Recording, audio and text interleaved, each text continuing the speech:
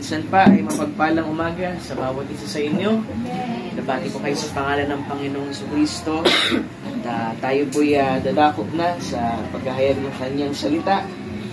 Anayahan ko ang bawat isa na magbuklat ng kanya-kanyang mga Biblia or Bible app dito po sa aklat ng Mateo. Lord,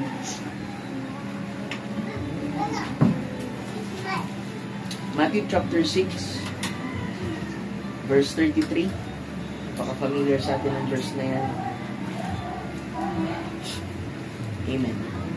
Sabi dito, Matthew chapter 6 verse 33, But seek ye first, diba?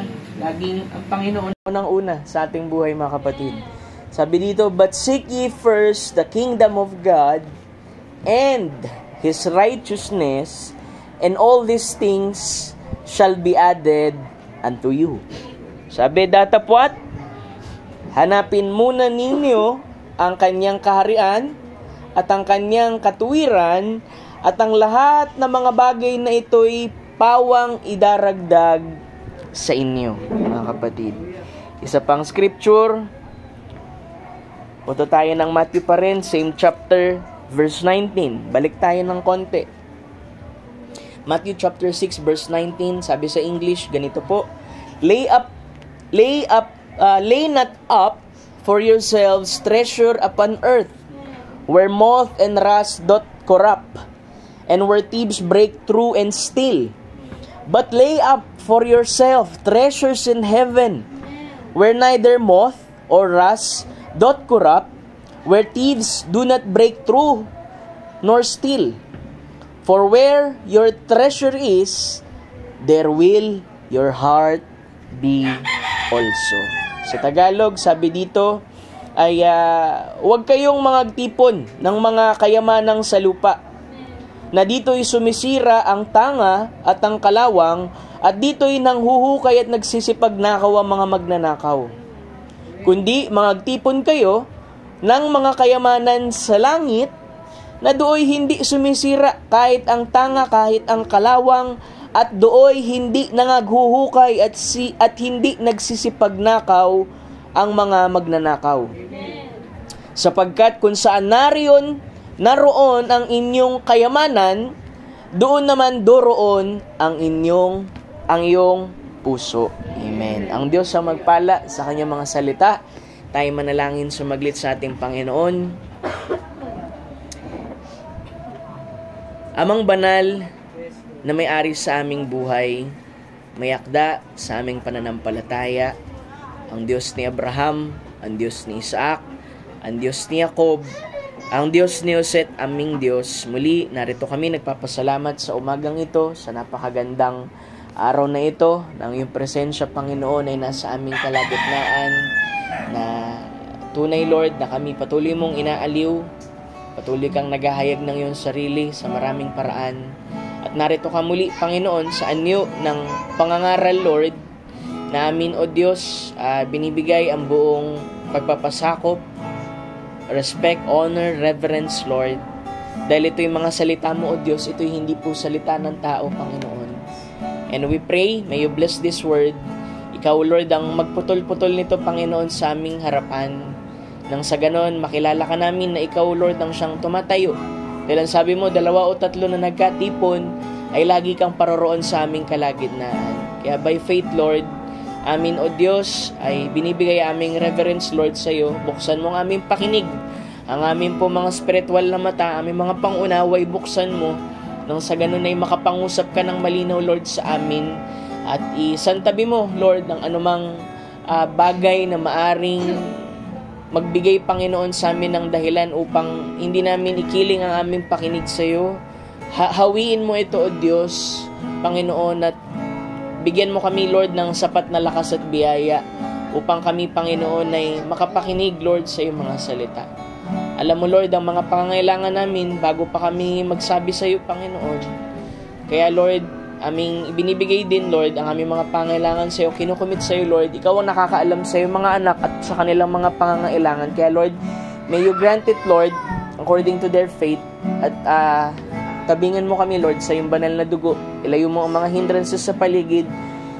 Bigay mo sa amin, Panginoon, ang iyong pong presensya at bindikahan mo, Lord, ang iyong mga salita minsan pa, Panginoon, sa aming buhay. We pray, ikaw maluwalhati, mapasalamatan, Lord, sa buong araw na ito. Dinadakila ka namin, pinasasalamatan, niluwalhati, Lord, dahil ikaw, Panginoon, ang siyang nagsashine, Lord, sa aming buhay. Maraming salamat, kinukumit namin ang buong service sa ipon dakil at matamis na pangalan kasama ang napapuri, Panginoon. In Jesus Christ's name we pray. Amen and amen. Glory to God. Malaya na muli tayo makaupo, mga kapatid. Amen. Tulungan tayo ng Panginoon. Napakabilis ng oras. Amen. So, announcement lang din siguro uli. Next Sunday, siguro marahil, ito na yung time na sa amin naman ang gawain. Amen. Sa aming tahanan para makapag-invite din tayo. At yun nga, matagal ko pinagpiprayan, mga kapatid. So may mga inayos lang na kaunti.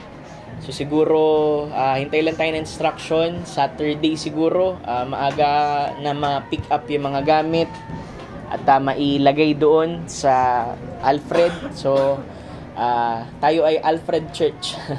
Alfred Church na. So baka mamaya may mga gawain. Sino yung Alfred Church? Bago yan So doon na tayo malilipat. Kung bigyan pa tayo ng Panginoon ng kung yun ang dako talaga, mga kapatid, kung saan may tatayo yung ating building, ay ang Panginoon na nakaalam, no? So sama niyo sa panalangin yan. Bigyan tayo ng kaparaanan. Ang Diyos naman naggagawa sa mga bagay talaga, siya nagtatalaga. So, kunin ko rin ang pagkakataon na ito para pasalamatan natin yung ating kapatid, Malbas family, no? Brother Nono, Sister Lilet, mga anak ni Sister Lilet na tumanggap sa atin sa gawain dito. At alam ko ang bawat isa sa kanila ay may sakripisyo, di ba? Sabi ko nga sa inyo last Sunday, minsan kakain tayo, may dala pang soft drinks, bumili pa ng yelo. So, yung mga maliliit na gesture na yan ay na-appreciate ko, mga kapatid. Salamat sa pagtanggap sa gawain dito. At hindi naman ito pagputol ng gawain, kundi pagpapatuloy muli ng gawain sa ibang dako naman. At dalangin ko na ang Panginoon ang patuloy na magpala sa inyo, both natural and spiritual. At lahat ng inyong mga sakripisyo, di ba? As a pastor, alam ko yan, mga kapatid. Minsan, pagkagawain, marahil, baka nagtalo pa bago nagawain. Kasi, syempre, natural na buhay ng tao, mga kapatid, ay meron talaga mga disagreement. Pero, kahit ganun ay sinisikap, mga kapatid, sa biyaya ng Panginoon na makapagpatuloy, makapaglingkod sa ating Panginoon, 'di ba? Minsan iniisip natin, ba't kaya ang pastor nagbibigay ng responsibility sa iba? Yun ay hindi para tanggalin ang responsibilidad ng pastor, kundi bayaan mong ang iba'y tumanggap ng kanilang gantimpala sa kanilang paglilingkod sa ating Panginoon. So sabi nga, isang baso lang na maibigay mo sa lingkod ng Panginoon, sa pangalan ng Panginoon, ay hindi nawawalan ng gantimpala. So, ano man ang mga prayer ninyo, mga panalangin, alam ko na ang Diyos ay tutugon dyan. At i-reward kayo ng ating Panginoon, maging ang mga anak nila Sister Lilet. Amen. Mga maliliit na sakripisyo sa natural, pero sa Panginoon malaki yan, mga kapatid. So, hindi ko winawalang kabuluhan ng mga bagay na yan. Totoong na-appreciate ko. At syempre, bawat isa din ay nananalangin para sa gawain ito. Dahil's family, alam ko naman, mga kapatid, na laging nandyan nakasuporta. Pagpalain din kayo ng ating Panginoon. Kaya, pagka naalala ko yung gawain, kala sister, di ba, kala nanay, kung paano nagsimula yung ministry kay Pastor Mori, di ba, nung tayo nag-start, nakita natin pinagpala din ng Panginoon, mga kapatid. Matapos na doon, mailipat ang gawain sa Furby. So, ang Panginoon meron siyang paraan ng pagre-reward sa atin. Amen. So, maging positibo tayo dyan. Diba? Pastor, ang tagal ko na naghintay at lahat. Pero, mga kapatid, sa ating pagtitiis, ay hindi tayo mabibigo, mga kapatid. Dahil ang Panginoon ng great rewarder, mga kapatid, habang ating patuloy na hinahanap ang kanyang kalooban sa atin. At patuloy lang, mga kapatid. Diba? Pastor, nadapa ako, pastor, na tayo, pagpag. takbo uli mga kapatid sa takbuhing nilagay ng Panginoon sa atin. So patuloy nating dalangin ang bawat isa, yung mga pangailangan ng church, yung mga kailangan nating kunin na gamit. Kila Tita Joy, dalangin ko na maging posible mga kapatid, dahil lahat naman iniasa natin sa ating Panginoon. So tulungan tayo ng Panginoon, sama nyo sa panalangin yan mga kapatid. Ang makukunin natin dun, yung whiteboard, bigay pa ni Charles yun. Diba? Pledge pa ni Charles yun. Yung nagpunta ako sa Batasan, canvas pa. Tapos yung aircon, no, kung mainam, magamit natin. Pero inisip ko nga, gusto ko mag-split type tayo dun sa bahay mga kapatid, kung merong blessing. Para komportable rin talaga mga kapatiran, loobin ng Panginoon. Tapos yung amplifier, yung speaker, no? Pero yun nga, nagpauna na si Sheila before kung maalala niyo sa GC, sabi niya naka-stuck lang doon, so hindi niya alam kung okay pa. Pero tingnan natin, magre-reach out ako sa kanya, kay Tita Joy, tulungan ako ng Panginoon mga kapatid, dahil wala tayong magagawang anuman maliban sa pangunguna ng Panginoon, di ba? Kung paano, dahil matagal-tagal na rin na hindi talaga kami nakapag-usap, at least talagang walang communication. So mahirap minsan mga kapatid umabot pagka ayaw magpaabot mga kapatid. Pero ang Panginoon ay dakilang Diyos nating pinaglilingkuran. Siya ang gagawa ng paraan sa mga bagay, at hindi tayo nagkakaroon mga kapatid ng anumang pagdamdam o pag-iisip. Ayoko mga kapatid na magkaroon ng anuman mga kapatid, dahil lahat ng ginagawa natin ito hindi para sa tao, kundi para sa ating Panginoon. So, tinatanong niya nga kung meron bang nasamang mga upuan sa kanila. Alam ko kasi upuan nila brown, mga kapatid. Kung meron puti, hindi ko alam na mamaya pag-usapan namin ni Brother Nono kung meron ba. Pero, syempre siya rin ang makaka-identify nun kung meron ba. Bibilangin niya yung mga upuan niya doon. Kung meron, tayo nakuha na kailangan niyang kunin, dahil kailangan siguro nila, babalik natin mga kapatid. So, kung may mga pangangailangan pa, patuloy natin idulog sa Lord na i-provide sa atin para mas mapaganda pa yung ating service. Diba? Isama natin sa panalangin, bigyan tayo mga kapatid ng mga workers pa. Diba? Mga musician. Alam nyo, nung last Sunday, nung umatin tayo kay Pastor Ron, nag-pitch ako doon, alam ko na bless din yung mga kapatiran, mga kapatid. Kasi iba rin ang areglo ng awitan doon mga kapatid. Mararamdaman mo talaga, mapupuspus ka. So, ba't ako dinadala ng Panginoon doon? May tinuturo siya na, di ba, ito yung gusto mo? Di ba? So, ikaw, magkakaroon ka ng desire, Lord, bigyan mo rin kami ng ganyang workers. So, unti-unti, mga kapatid, ibigay ng Panginoon sa atin yan. Kasama ko kayo sa panalangin. Maasahan ko kayo dyan, mga kapatid. At para mapabuti pa yung ating pagsaservice. Dahil ang music, napakalaking bahagi yan sa pag-usher ng atmosphere at pag-usher ng salita ng ating Panginoon. Kaya nga lagi ko sinasabi, awit pa lang, bigay na natin yung best natin sa ating Panginoon, 'di ba? Na para bang ito na yung huling service, 'di ba? Kasi baka bukas rapture na mga kapatid. So lagi nating ibibigay mga kapatid yung mga pinakamainam mga kapatid sa ating Panginoon. So sa di pagtatagal, amen, babalikan natin tong scripture. Wala ba ako nakalimutan pa? So yung mga announcement na lang no sa GC. So yun lang, pakiusap ko lang din sa GC. Siguro lagi tayong attentive sa mga announcement doon. Like nyo lang o kaya response lang kayo mga kapatid kung ano ang inyong panayam, sagot sa mga bagay, no? Minsan talaga bigla-bigla yung announcement o kaya naman ay minsan nakakalimutan ko talaga mga kapatid. At maging attentive tayo doon sa mga, kasi doon lang talaga ako nakikipag-communicate sa inyo na lahat mababasa, lahat ng instruction ko doon ko din ilalagay. Siguro kahit minsan lang, kahit isang beses lang sa isang araw, silipin baka mamaya merong announcement si Pastor, check nyo lang. Tapos backread at lahat, at everyone naman yun mga kapatid, so magno-notify yan sa ating mga messenger, no? Kahit isang araw lang, tingnan natin kung meron para ma-update tayo. So mga gawain, hintay tayo ng updates. This coming September may gawain ulit sa Kabataan. Kila Pastor Hillian gaganapin, wala pang date, pero always Sunday nila yan itutuon, no? So last time naka-attend yung ilang ating mga kapatiran, mga youth. Alam ko naging pagpapala sa inyo yan. Yung Q&A, napakalaking bagay ng Q&A. Diba? Yung mga nagtatanong patungkol sa, hindi lamang sa doktrina, kundi patungkol sa, kasi doktrina hindi talaga namin sinasagot yan, kasi sa pastor yan. Yung mga saloobin, diba? Ayun nga, nakaraan, may nagtanong, bilang pastor, naniniwala po ba kayo sa depression? Sinagot ko yan, sabi ko, totoo ang depression. Diba? Kaya nga pag kami mga ganyan, mag-confide sa pinakamalapit na tao, sa mahal sa buhay, o kaya sa pastor. Kasi minsan, yung advice, hindi na ibibigay ng tama. Sabi ko nga dito, may tao, tatalo na ng tulay. Tapos pinigilan ng isang tao. Sabi, hindi, sabihin mo sa akin yung kabigatan mo, lahat-lahat. Nung ibinigay sa kanya, bandang huli, silang dalawa yung tumalon, mga kapatid, doon sa tulay. Kasi hindi kinaya. Merong tamang tao, mga kapatid, para ma-advisean, ma-carry yung burden. At I encourage na bawat kabataan, mga kapatid, ay lalong magbigay ng panahon dyan, Q&A. Yung mga hindi nyo marahil, nahihiya kayo sa pastor ninyo. Tataka ako, ba't mahihiya pa kayo sa akin? Matagal na tayo magkakasama, mga kapatid. So, sabihin ninyo, mga kapatid, through Q&A para yung mga pastor ay makapagpayo, mga kapatid. So, ayun lamang.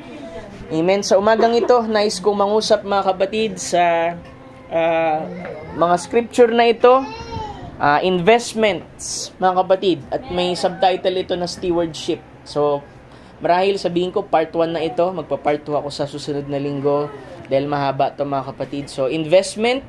At may subtitle ito na stewardship. Ano ba yung investment, pastor? Ang investment ay pamumuhunan, mga kapatid, sa isang marahil ay gusto mong ang yung kita o isang pera na isinubi mo, tinabi mo, ay gusto mong i-invest marahil sa isang negosyo, sa isang kumpanya na alam mong meron itong kahihinat ng mabuti, mga kapatid. So, maraming message ang prophet dyan, investment. Kung may pagkakataon kayo, basahin ninyo. At babaling tayo doon sa bahagi ng pagiging steward. Ano ba yung steward, pastor? Katiwala. Isang tao, mga kapatid, na marahil pinili, mga kapatid, upang pagkatiwalaan sa isang gampanin, sa isang bagay na marahil ay iniwan sa kanya at babalikan siya para makita kung ano ba yung kanyang ginawa dun sa bagay na pinagkatiwala sa kanya. Diba kasi tayo, kung titingnan mo lang din naman, bilang isang mananampalataya, mga steward tayo, mga kapatid. Hindi yung steward dun sa aeroplano, mga kapatid, diba? So, sa aeroplano, may steward dun kasi laging yun yung nag-a-assist, diba? Sa mga stewardess. Nag-a-assist sa mga pangailangan ng mga pasahero, taga-tanong anong kailangan nila, kung meron tayong concern, ay lumalapit doon. Sa model naman ng church, mga kapatid, ang steward ay yung pastor. Diba? Pinagkatiwala yung tupa, alagaan yung tupa, pakainin yung tupa, sa salita ng ating Panginoon, kasi merong totoong may-ari dun sa mga tupang iyon, mga kapatid, at babalikan siya balang araw, mga kapatid, upang tingnan kung ano yung naging bunga ng pagiging katiwala sa kanya. At bilang individual naman na mananampalataya sa ating Panginoon, ay tayo ay steward din, katiwala din. Saan, pastor? Sa ating patotoo, sa ating pananampalataya, sa ating responsibilidad bilang isang Kristiyano, at babalikan tayo ng Diyos. Talagang babalikan tayo, may coming diba? At titingnan niya kung paano natin, mga kapatid, iningatan yung bagay na ipinagkatiwala ng Panginoon sa atin. Diba? Yung buhay natin, bigay lang yan Anytime kayang kunin ng Diyos. Kaya kailangan na ipakaingatan natin ito, na ilagak natin ang ating buhay, mga kapatid, ng tama sa mga tamang bagay din. Diba? Kasi ako ay nangungusap, mga kapatid, sa spiritual tsaka natural. Diba? Hindi naman lahat ng araw spiritual ka Diba? Meron ka rin mga gampanin sa natural na kailangan mong gampanan, kaya nga ikaw ay dalawang lupi ng tao, twofold being. Isang natural, isang spiritual. At karamihan ng mga bahagi sa buhay ng natural ay puro pasanin sa buhay, responsibilidad. Pero nagpapasalamat tayo, meron ding spiritual na nagsisilbing kapahingahan sa atin na may mga pangako ang Diyos, may mga promiso sa atin, at meron tayong kublihang dako, isang matibay na muog, mga kapatid, bilang isang mananampalataya at spiritual na tao, mga kapatid, na bagamat napapagod tayo, mga kapatid, sa mga bagay na natural, meron tayong kublihang dako, pahingahan sa ating Panginoong Jesucristo. So, nais kong mag-quote, mga kapatid, mag-jot down na lang kayo kung nais ninyo. Sa message ng investments, ito ay, ang number niya ay 621124B, boy. So, yan yung code, mga kapatid, ng sermon. 621124B, sa message ng investments, paragraph 14. So, mas madali kasi yan, mga kapatid. Basta i-update nyo lang yung message app ninyo, mga kapatid. Madaling hanapin. Sabi dito, sa English, tatagalogin ko, mga kapatid, sabi dito, isang taong may pera na nais na ito'y ilagak sa isang magandang pamumuhunan, investment, syempre, ang isang lalaki na may, sabihin natin, 10,000 dolyar, nais niyang ilagak ito sa isang investment. Huwag itago sa bulsa dahil alam mo ang mga magnanakaw ay magnanakaw nito kung kaya't ayaw mo ng ganon. Diba? May mga tao, mga kapatid, hindi sila komportable at hindi sila secure na yung kanilang pera nasa bulsa lang. Kaya nga ako, dala-dalawa yung wallet ko, mga kapatid. Yung isa barya, tig-pipiso. Yung isa, puro mga papel, tas 5 piso. So, marunong tayo dapat na ilagak yung mga bagay na meron tayo in safety. Diba? Para hindi ito kunin sa atin. Pero alam mo, isang bagay na hindi kayang kunin ng Panginoon, ng ibang tao sa atin, mga kapatid, na ibinigay ng Panginoon sa atin, mga kapatid, yung kanyang posisyon sa iyo, mga kapatid, sa katawan ng ating Panginoon, yung selyo ng Espiritu Santo ay hindi kayang tanggalin o bawiin ng tao sa iyo, mga kapatid, at maging yung buhay na walang hanggan, mga kapatid, before the foundation of the world, na binigay ng Panginoon sa iyo. Walang pwedeng mag-alis niyan, mga kapatid. Sabi dito, may 10,000 dolyar dahil gusto niyang ilagak to sa isang investment. Huwag lamang itago sa bulsa dahil alam mo na ang mga magnanakaw ay magnanakaw nito. Kung kaya't ayaw mo ng ganon. Kaya kung ikaw ay isang mabuting negosyante, diba? We are doing the Father's business. Mga kapatid, diba sabi ng ating Panginoong Jesucristo, nung siya'y malayo ng 3 araw kay Mary tsaka kay Joseph dahil nandun siya sa templo at nangangaral, mga kapatid, doon po sa mga teachers, mga kapatid, ng law. Tapos sinabi, ano bang ginagawa mo dito? Sabi ng nila Mary, 3 araw ka na naming hinahanap. Nandito ka lang pala. Anong sabi ng Panginoon? I'm doing my Father's business. So meron din tayong business. Ibig sabihin ng business, isang bagay, mga kapatid, na pinagkakaabalahan natin. Kasi business, mga kapatid. So sabi dito, ang isang mabuting negosyante, nais mong ilagak ito sa isang bagay na magbibigay ng kita. Diba? Kasi pagka nag-i-invest ka, ang thinking mo, yung bagay na i-invest mo ay kailangang tumubo, mga kapatid. Nais mong ilagak ito sa usura o patubuan, mga kapatid, usuri, sa Tagalog, usura o patubuan. Alam mo ang tungkol sa mga talento ng Biblia, di ba? Naririnig na yun, the parable of talents. Madalas, mali ang quotation ng ilang mga preacher sa verse na yan. Pag sinabing parable of talents, tinutukoy nila yung mga talento daw. Ngunit ito'y nangungusap, mga kapatid, sa halaga ng pera. Ang talento, mga kapatid. Sabi dito, alam mo ang tungkol sa talento sa Biblia, kaya't dapat mong ilagak ito sa isang dako na magbibigay ng kita kung ikaw ay isang mabuting negosyante o sa isang magandang, ilalagak mo ito sa isang magandang negosyo. Diba? Alam mo, pagka nagtatrabaho ka, mga kapatid, at nakita natin ang inflation, napakataas, minsan napapaisip tayo, ano kaya magandang negosyo para magbigay ng kita sa akin? Kasi parang hindi nakakasapat pagka nangangamuhan ka lang. Kasi sa laki ng bilihin, mga kapatid, ay parang yung 1,000 mo, pag nabaryahan na, mga kapatid, ay wala na yan, mga kapatid. Saglit na lang. Pag pumunta ka ng SM, mga kapatid, may dala kang 1,000, baka nga sabon lang mabili mo dyan eh.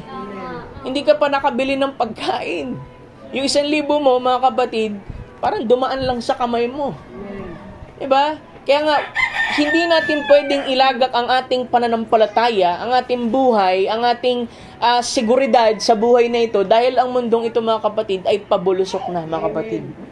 Diba? Wala na tayong pwedeng asahan, mga kapatid.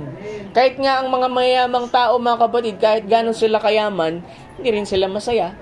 Hindi rin sila kontento sa meron sila at hindi sila nakakatulog ng mahimbing dahil sa dami ng kanilang kayamanan, nag-aalala sila, baka manakawan sila. Buti pa yung tao, mga kapatid, na nakatira lang sa isang payak na maninipis na plywood, ang tahanan, tapos isang lapad lang, mga kapatid, na yero, pero sarap-sarap ng tulog. Humihilik pa. Nakalabas pa yung tiyan, mga kapatid. Kasi iniisip niya, anong nanakawin sa akin mahirap lang ako. Para bang sa ating Panginoong Kristo, mga kapatid, sa buhay natin, kung totoong ang ating buhay ay nakasentro, mga kapatid, kay Kristo, ay tayo'y nasa ilalim ng kanyang pag-iingat. Na anuman ang mangyari sa ating buhay, mga kapatid, alam natin na ang Diyos ay hindi tayo pababayaan. Na sa ating mga pangangailangan, dahil alam natin siya Yahweh Jireh o Jehovah Jireh, mga kapatid, ipoprovide niya sa atin. Na kahit ba parang yabang mo naman, sabihin mo, provide ng Panginoon sa'yo. May pananampalataya ako Isang bagay, mga kapatid, na gaya ng sinasabi ko sa inyo, na bagamat ang isang tao marahil ay nangangailangan ng isang tinapay para mabuhay siya, at wala yung tinapay sa kamay niya, ngunit meron siyang 5 piso na halaga ng tinapay, ay pareho ang kanyang damdamin na para bang nasa kanya na yung tinapay. Ganyan yung mga taong spiritual na bagamat titingnan mo ang kanilang kalagayan na nandun sa payak, mga kapatid, na kalagayan, ay nagagawang sabihin sila'y mayaman sa Diyos. Na anuman ang kanilang pangangailangan, panalangin sa ating Panginoon ay ibibigay sa kanila. Amen. Naalala niyo si George Mueller, isang preacher, mga kapatid, siya'y tumatanggap ng mga bata, mga kapatid, na wala nang magulang. Nang sabi doon, tinanggap niya yung mga bata, ibig sabihin naging parang ampunan ng kanyang tahanan. At dumating sa punto, mga kapatid, wala na silang pagkain. Wala na silang tinapay. Pero ang pananampalataya ng preacher na ito, mga kapatid, pinapunta niya yung mga bata sa lamesa, walang pagkain doon. Pero sabi niya, magpasalamat tayo sa biyaya ng Panginoon sa ating hapag. Sabi doon, nanalangin sila. Habang nananalangin si George Mueller, mga kapatid, napakahabang panalangin, pinasasalamatan nila. Sabi, Lord, maraming salamat sa mga pagkain ito na nasa hapag. Pero wala doon. Because faith always sees beyond kung anong nakikita ng matang ito. Nagagawang tingnan ng pananampalataya ng lagpas, mga kapatid, yung mga bagay na nakikita ng natural na mata. Kaya sabi, faith is the substance of things hoped for and the evidence of things not seen. Isang bagay na hindi nakikita. Kaya matapos yun, mga kapatid, nung pagkasabi niya ng amen sa pangalan ng Panginoong Kristo, may kumatok, mga kapatid, dun sa pinto. Sabi niya, alam mo ba, 12:00 ng madaling araw ay hindi ako makatulog, na para bang hindi ako pinatulog ng Panginoon, sabi ng isang baker. Alam mo bang 2:00 pa lang ginawa ko na tong tinapay na ito na ibibigay ko sa inyo? Kaya sabi niya, bago ka pa humiling, alam na ng Diyos ang pangangailangan mo. Kailangan mo lang selyohan ng pananampalataya, mga kapatid, ang bagay na hinihingi mo sa ating Panginoon. Kaya sabi doon, binigay yung tinapay. Kaya nagpasalamat sila. May kumatok uli. Merong isang tao, mga kapatid, na nasiraan ng sasakyan dahil ito'y taga-deliver, mga kapatid, ng gatas. Kasi uso nun, nasa bakal yan na yung gatas, fresh milk. Sabi niya, nasira yung gulong ko naplatan ako. Kaya itong gatas na ito, kaysa mapanis ay ibibigay ko na sa inyo. Ibig sabihin, doon pa lang, mga kapatid, ay pinatunayan ng Diyos ang pananampalataya nitong si George Mueller, mga kapatid, kung ano yung pinasalamatan niya sa ating Panginoon, ibinigay ng Panginoon. Kaya nga sabi dun, mga kapatid, ay magpasalamat tayo sa lahat ng bagay, mga kapatid, na tinatanggap natin sa ating Panginoon. Maging sa mga bagay na hindi pa natin tinatanggap, ngunit lubos nating sinasampalatayanan, pasalamatan na agad natin sa ating Panginoon. Hindi pa niya ibinibigay, mga kapatid, ay pasalamatan na natin sa ating Panginoon. Di ba kasi ang attitude ng believer, talagang maniniwala lang yan, mga kapatid. Di ba? Pwede kong sabihin, sa paglilingkod sa ating Panginoon, wala namang hinihingi sa yung ano man ng ating Panginoon, maliban sa investment na maniwala ka. Because faith, mga kapatid, malaki ang nagagawa niyan. Diba? All things are possible. Only believe, all things are possible to them, sa kanila na sumasampalataya, mga kapatid. Kaya, maging inspirasyon sa atin yan, di ba? Sabi ng Panginoon, sa lahat ng bagay, sa lahat ng sirkumstansya, sa lahat ng bagay, pasalamatan mo ang ating Panginoon. Because this is the will of God concerning you. Di ba? O may trials, pasalamat ka sa ating Panginoon. May sirkumstansya, salamat pa rin sa Panginoon. Di ba? Kasi hindi mo pwedeng limitahan o pwedeng limitahan ng ating Panginoon, pasalamatan mo lang sa pagka-okay yung buhay, pagka-pabor sa atin lahat. Si Job na nagsabi, mabuting bagay lang ba tatanggapin natin sa ating Panginoon? At hindi yung mga pangit na bagay. Ang Panginoon din nagpapadala niyan para tingnan kung may pananampalataya ba tayong tingnan yung mga bagay na pinapahintulot niya. Dahil lahat yan, mga kapatid, meron layunin sa atin. Kahit pinakamagaspang na experience sa buhay natin, meron siyang itinuturo sa atin. Diba? Para turuan tayo na, ano ba ang itinuturo, Pastor? Para maging humble tayo, mga kapatid. Para patuloy tayo na nasa ilalim lang, mga kapatid, ng Panginoon. Nasa Kanyang pangangalaga, mga kapatid, at yung maging dependent tayo sa Kanya, lagi nating inaasa sa Kanya. Kasi kapag kasarili nating lakas, minsan nahayaan ka ng Panginoon, gawin mo yung mga gusto mo, pero dadalhin ka niya dun sa dulo ng kalakasan mo. Tapos pag hindi mo na kaya, minsan doon ka palang tatawag sa Panginoon. Di ba? Pero mga kapatid, sa pagtawag mo, hindi ka niya bibiguin. Dahil ang kalakasan ng Diyos ay laging nandoon, mga kapatid, sa dulo ng ating kalakasan. Diba? Parang kala natin, nandito na lang talaga, Pastor. Gandito na lang talaga ako siguro. Pero, ba't sinustain ka pa rin ng ating Panginoon? Bakit pinagaling ka pa rin ng ating Panginoon? Bakit mabiyaya pa rin siya sa'yo, mga kapatid? Kasi, may layunin ng ating Panginoon. Kaya, diba sabi ko, pag may preaching, lagi nating, ano kaya realization? Yung message ni Pastor kanina, babalikan ko nga dun sa group page. Diba? Isang balikan nyo, wala tayong midweek pa. Pero nakasave dun, mga kapatid. So, pwede nyo balikan. Tapos mag-note kayo, magbulay-bulay kayo, mga kapatid. Kasi ang hirap, mga kapatid, pagka wala tayong ininvest. Pag walang naka-inback, mga kapatid, dito sa ating puso, na salita ng ating Panginoon. Kasi pwede tayong mahalina sa mga bagay ng sanlibutan. Mahalina tayo kasi, syempre, yung natural na katawan natin, natural natin na buhay, napapagod tayo. At gusto natin kahit papano, ma-relax tayo, ma-comfort tayo, di ba? Minsan, ibabaling natin sa natural na bagay. Actually, wala namang masama doon. Basta tama lang yung bahagi na ininvest mo doon. Ibig sabihin, sige, bilang natural, ito yung oras na ibibigay ko. Pero pagka lumalagpas ka na doon sa narapat na investment, mga kapatid, dahil meron ka pang paglalaanan eh. Actually, alam mo, ang matalinong tao na marunong sa investment, hindi niya lamang nilalagay, mga kapatid, sa isang kumpanya, sa isang business, yung kanyang pera. Ang sabi doon, ang tawag doon, dinadiversify niya. Ibig sabihin, for example, may 10 million ako. Hindi ko siya ilalagay lang, mga kapatid, sa isang business. Ilalagay ko yung 1 million doon sa isang business na to. Hahanap pa ako ng siyam para tumubo pa ito. Diba? Dahil, dapat maging wise tayo, mga kapatid.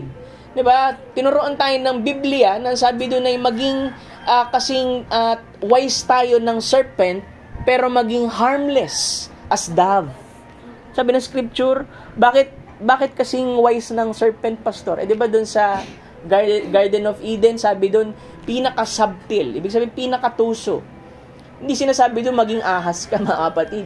Tinuturo doon ay magkaroon ka ng karunungan na gaya ng isang ahas, mga kapatid, na hindi ka papadaya din. Di ba? Kasi sa nature niya, siya yung nandaya eh. Di ba?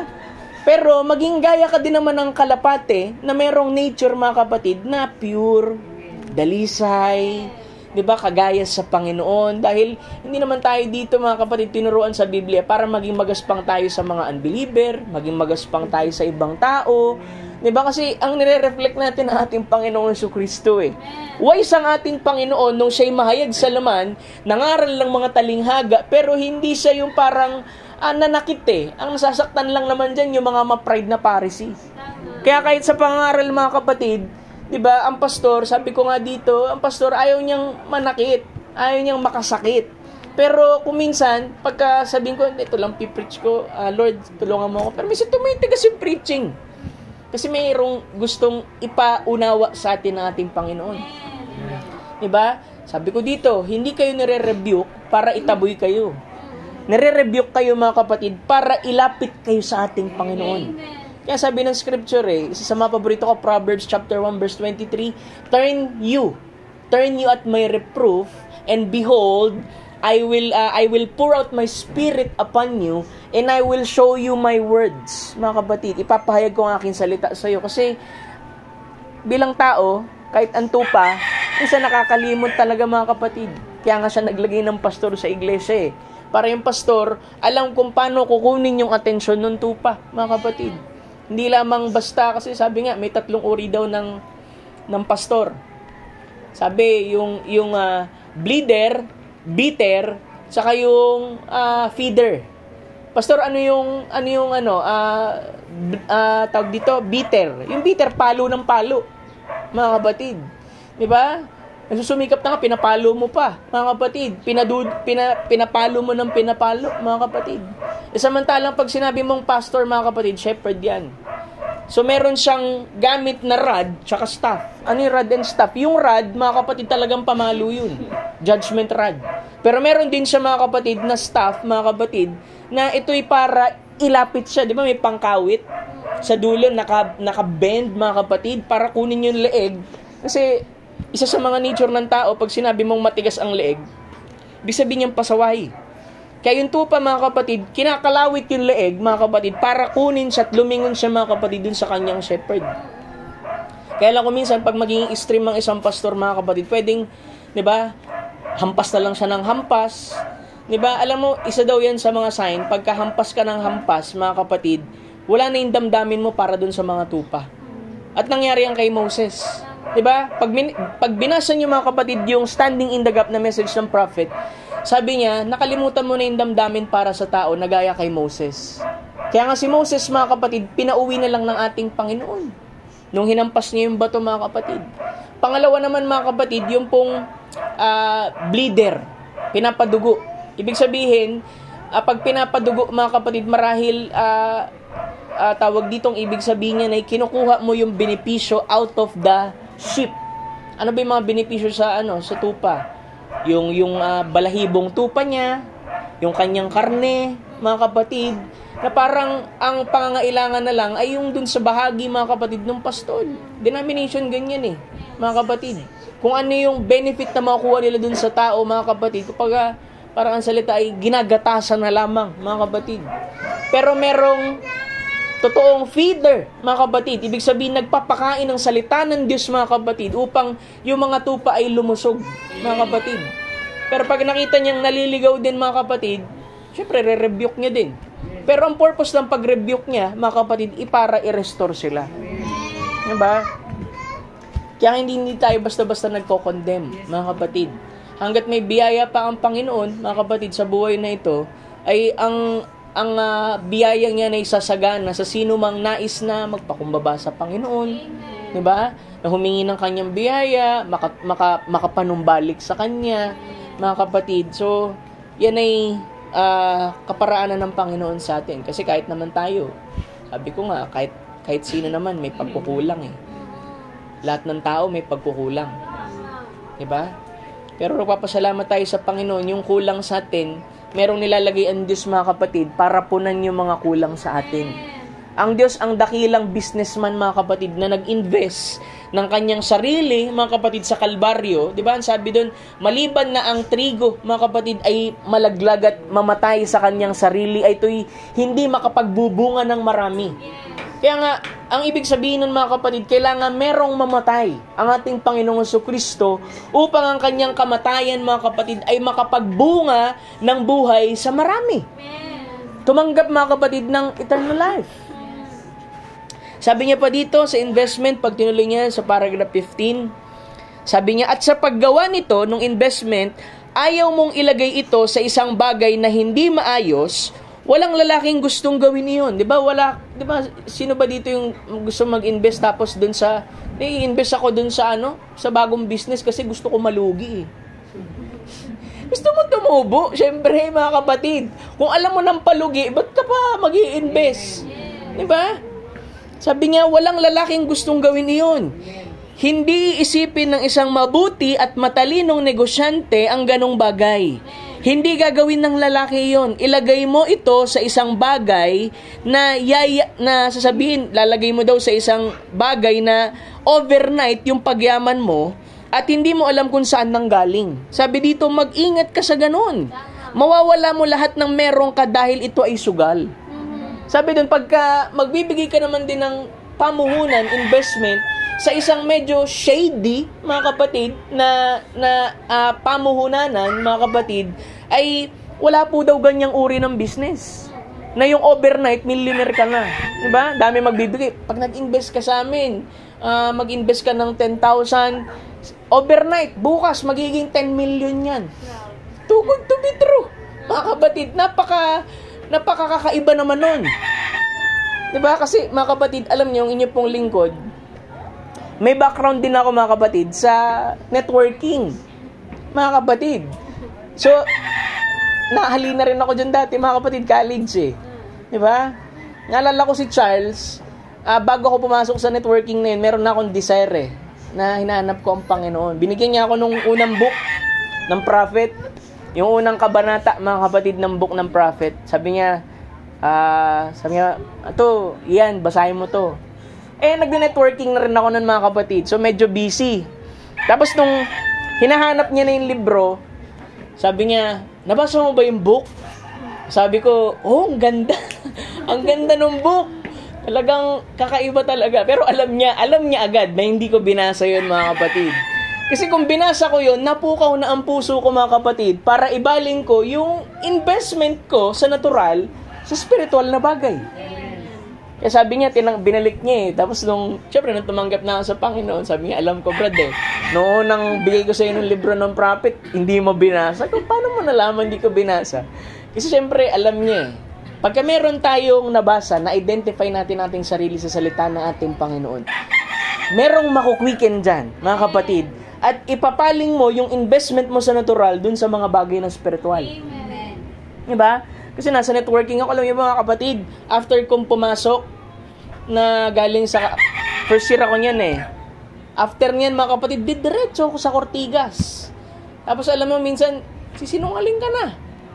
Diba, alam mo, minsan sabi ko, announce ako dun sa parang GC, mga classmate ko nung high school.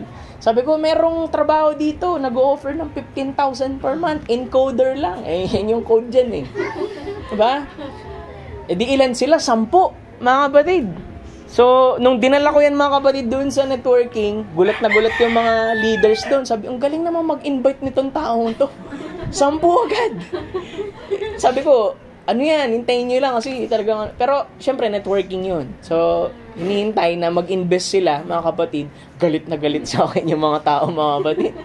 Galit na galit sila. Doon sa 10, walang tumanggap kahit isa.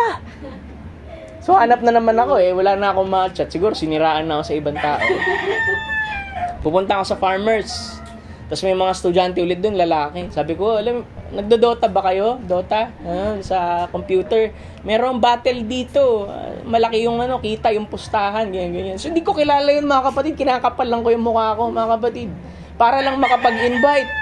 Kasi sabi doon, pag nag-invite ka, sa kaliwa mo, tsaka sa kanan, pag nag-match yun, 500 Diba? Kasi ang tingin mo pera meeting Diba? Tapos nung dinala ko doon, galit na galit din, mga kapatid. Diba? Merong pag-i-invest, nakakala natin yayaman agad tayo doon Diba? Kasi doon, mina-mindset ka. Pinapakitaan ka ng pera, pinapakitaan ka ng sasakyan. Kahit nga nanay ko, in-invite ko, mga kapatid. In-invite ko, mga kapatid, pagdating doon, nakita niya, puro kabataan. Nagre-rebuke, mga kapatid Sabi niya, mga kabataan dito, nahali na sa ganito. Naku, James, ano ba itong pinasok mo? Samantalang siya yung nagbigay ng kapital sa akin, mga kapatid. Diba? Kaya nga nung medyo umaluan na ako, mga kapatid, basta 20, ano yun mga kapatid? Mga 2011. Diba? Kaya nung nagkatrabaho ko, tapos nung after namin makasal ng Sister Glay, binayaran ko yung 7.3 mga kapatid na inutang ko sa kanya. Kung may ito inutang ko dati, diba? Siyempre pinaghirapan nila, nagsumikap sila na tulungan ako. Pero napunta lang din sa wala, mga kapatid. Kasi hindi yan yung investment na nais ng Diyos, mga kapatid. Napaglagakan natin, mga kapatid, ng ating puhunan, ng ating lakas, mga kapatid. Kundi sa isang bagay, mga kapatid, na maituturing nating tiyak, matibay, mga kapatid, walang iba, mga kapatid, kundi ang salita ng ating Panginoon. Diba? Sabi ko nga sa inyo dito, siguro, kung di ako tinawag ng Panginoon, at hindi nyo ako nakita dito, mga kapatid, alam nyo ba, pangarap ko dati, baka magulat kayo. Pangarap ko, mga kapatid, dati, maging bahagi ng isang pinakamalaking sindikato, mga kapatid. Talagang wicked ang heart. Naalala ko, Catholic pa ako, mga kapatid, dumadaan ako dun sa parish. Sabi, 4th year college ako nun eh. Sabi ko, Lord, pag ako hindi nakapag-college, magiging hard killer na lang ako. Magiging sindikato na lang ako para sa pera, mga kapatid. Pero sa biyaya ng Panginoon, nakapag-college. So ayaw ng Panginoon, mga kapatid. Diba, ganun ka-wicked yung heart natin eh. Pero ang Panginoon, kasi meron siyang nilagay na investment sa atin eh. May nilagay siyang binhi, na yung binhing yon na iniwan niya sa puso ng tao, balang araw tutubo yan, magkakaroon ng ugat, magkakaroon ng bunga, magkakaroon ng dahon, at gaganapin ito ang paraan, ang plano ko ng pagkakasugo dito. Kaya ang Diyos, mga kapatid, hindi siya maaring magkamali ng pagpili sa tao, mga kapatid. Dahil tiyak siya doon sa kanyang pinaglaanan, mga kapatid, ng kanyang investment. Kumbaga parang ang Panginoon ay nagdeposito sa atin. At yung diniposito niya, mga kapatid, sa atin ay pinagkatiwalaan niya, mga kapatid, na yung bagay na inilagay niya sa atin ay balang araw mabubuhay, makukwiken, at gagawa ng isang dakilang bagay, mga kapatid, kung paano niya nakita ito sa kanyang kaisipan.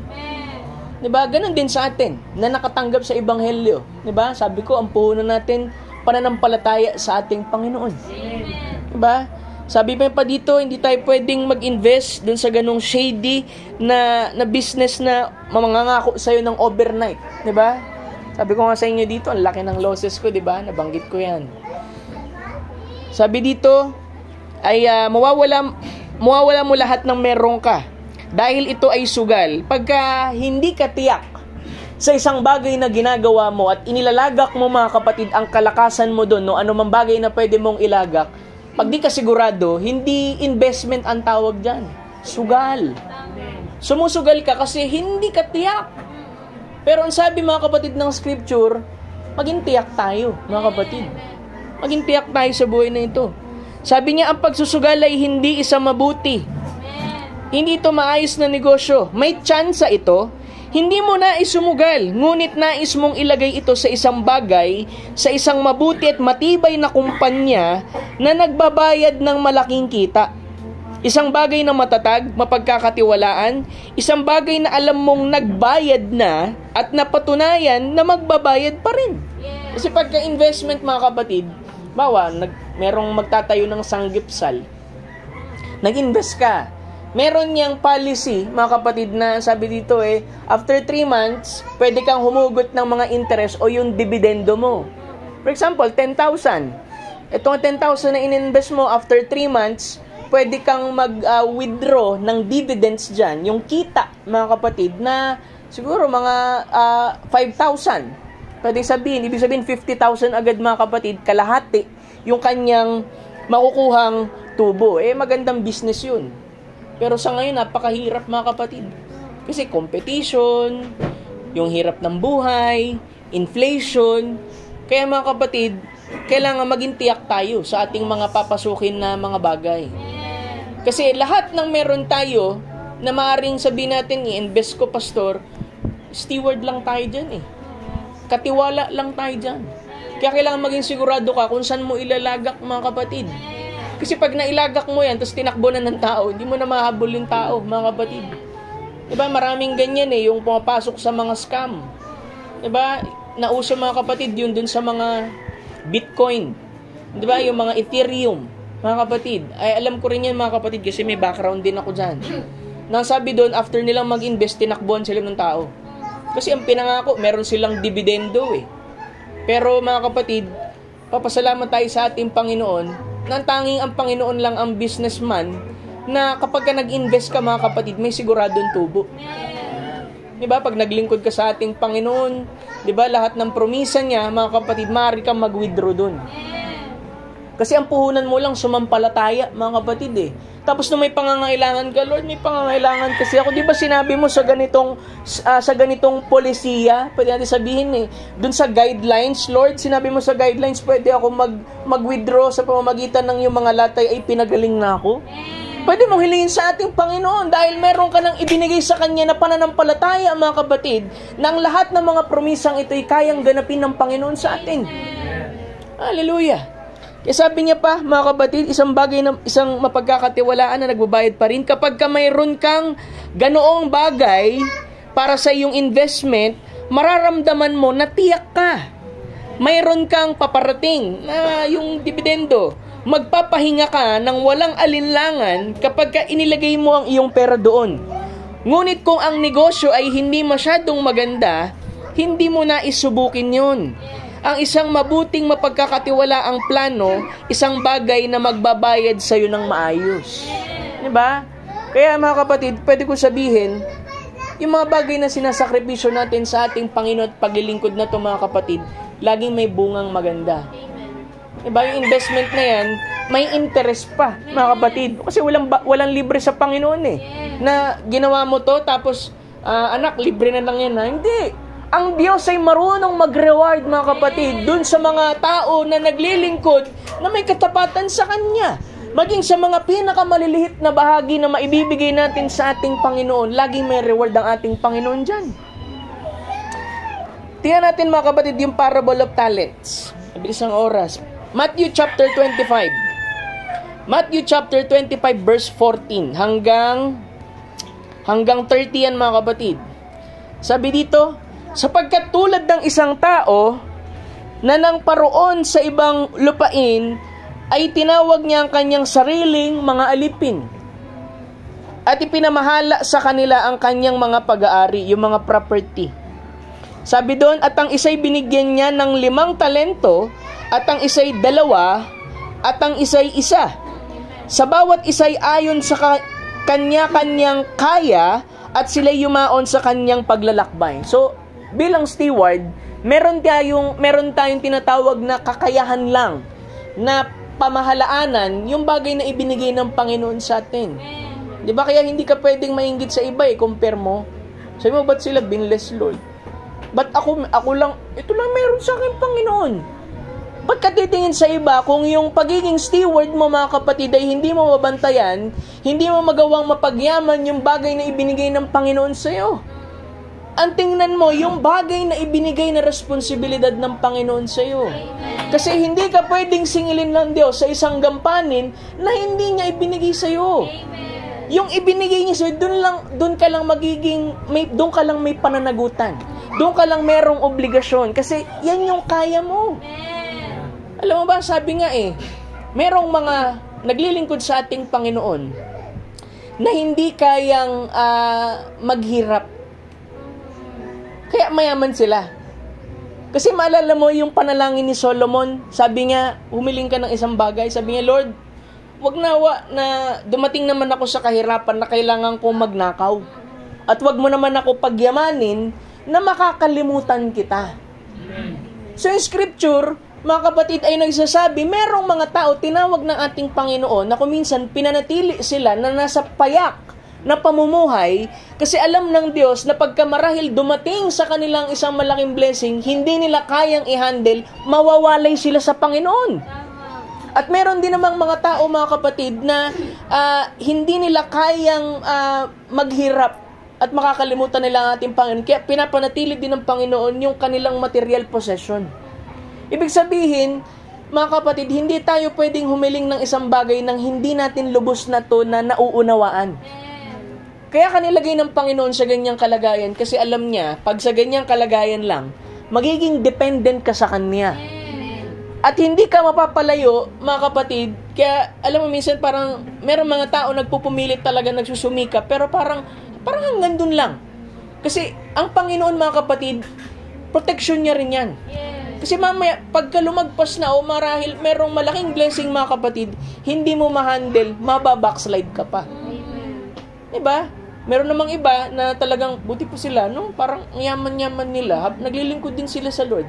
Kasi sila naman, mga kapatid, pag sobrang hirap, sad-sad, parang mabubuang na. So, ang Panginoon, nandiling sa kanila, dahil kaya naman nilang itong i-handle, mga kapatid, ay pinagkatiwalaan sila sa ganun. Pero nagpapasalamat ako sa Panginoon, mga kapatid, na hindi man tayo mayaman, mga kapatid, sa mga material na bagay, mga kapatid, hindi naman tayo pinagkukulangan ng Panginoon. Nakikita natin na ang kanyang biyaya ay sumasagana sa atin. Sa panahon na nakikita natin, mga kapatid, na kulang, ang Diyos ang siyang nagpupuno. Ang Diyos ang nagpo-provide. Di ba? Parang makita mo, mga kapatid, ang kaluwalhatian ng Diyos, mga kapatid, sa buhay na ito. Kaya may awit, di ba? Thank you, Lord, for all the blessings. Di ba? Lord, meron akong bubong.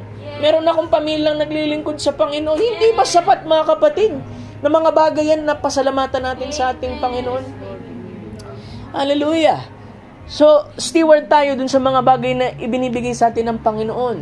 Kung dalawa lang binigay sa'yo, pagyamanin mo yung dalawa. Diba? Huwag mong tingnan yung buti pa yung iba, 5. Buti ka nga, may dalawa eh. Yung iba nga, walang-wala eh, kahit isa eh. Mga kapatid. Sabi niya dito, ang tumanggap ng 5 talento, ng pera yan, mga kapatid, pagdakay yumaon, at ipinangalakal niya ang mga yaon at siya'y nakinabang ng 5 pang talento. Ibig sabihin, ginamit niya, nag-trading siya, tapos yung 5, nagawa niyang another 5. Ibig sabihin, 100% na multiply niya into. Sabi dito, gayon din sa paraan ng tumanggap ng 2 ay nakinabang ng ibang 2 pa. Datapwat ang tumanggap ng isa ay yumaon at humukay sa lupa at itinago ang salapi, o di ba? Talento, tapos bilang sa dulo, salapi. Hindi yan talents, mga kapatid, yung talento ng tao. Salapi ng kanyang Panginoon. Di ba yung 5, nag-trade, naging 5, so dumoble. Yung 2, dumoble. Yung isa, tamad, mga kapatid. Kaya, ang sabi dito, ibinaon niya na lang sa lupa.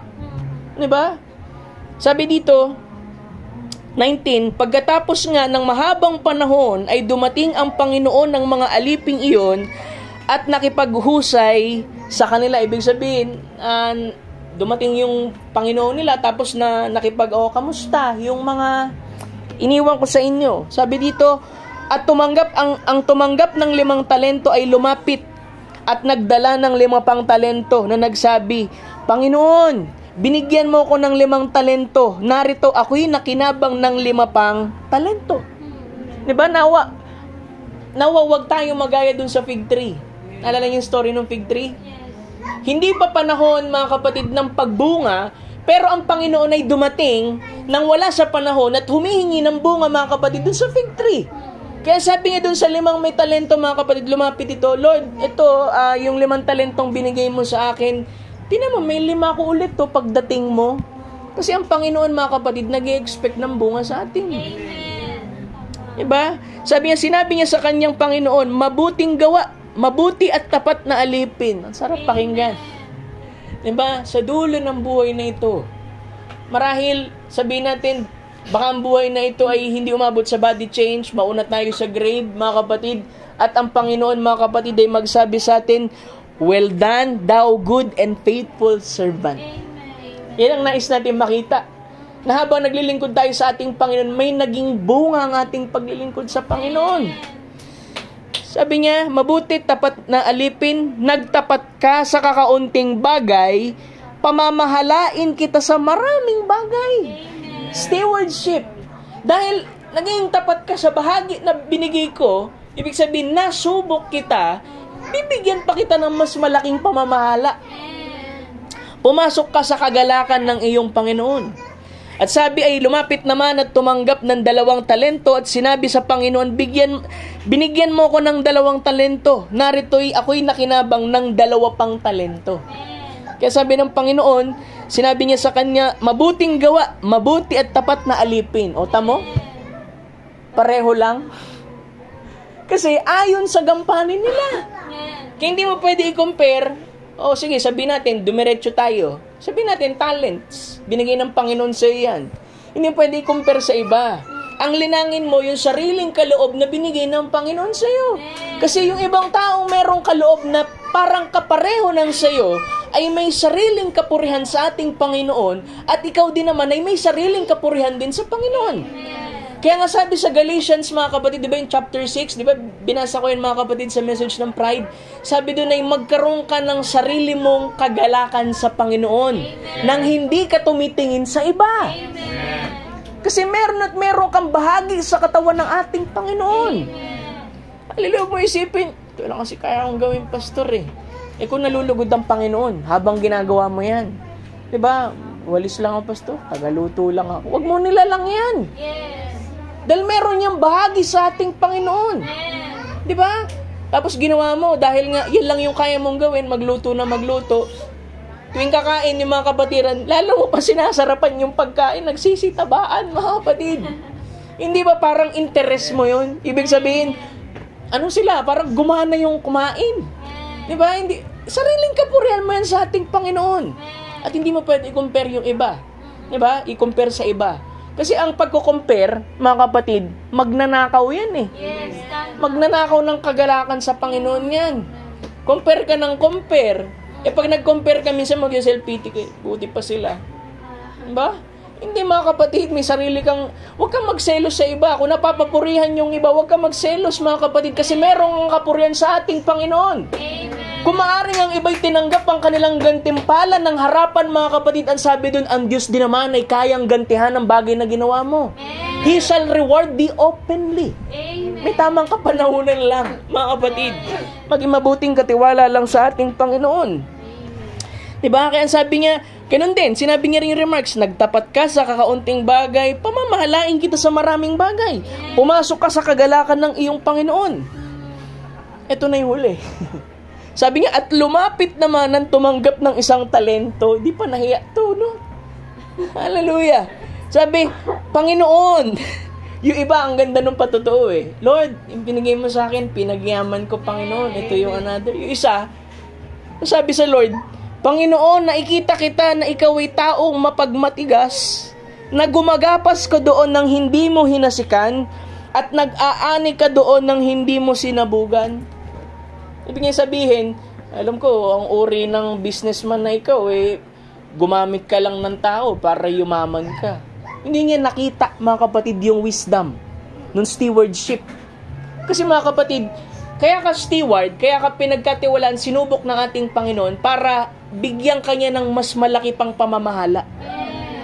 Kasi ang tao, mga kapatid, hindi siya mag-i-invest sa isang tao, isang kumpanya na hindi niya nasubok muna. For example, mag-invest ka sa akin ng 50 million. Bago lang. Ikaw na matalino na business-minded, mga kapatid, ang lalagay mo, hindi, 25 million lang invest ko sa'yo, hindi pa kita na nasubok eh. Nung kumita, yung 25 million naging 50 million. So yung thinking ng tao, magandang magandang investment to. Pwede ko nang ibigay yung 50 million, tapos yung another na kinita kong 25, 75 na i-invest ko. Yun ang thinking dapat eh. Diba?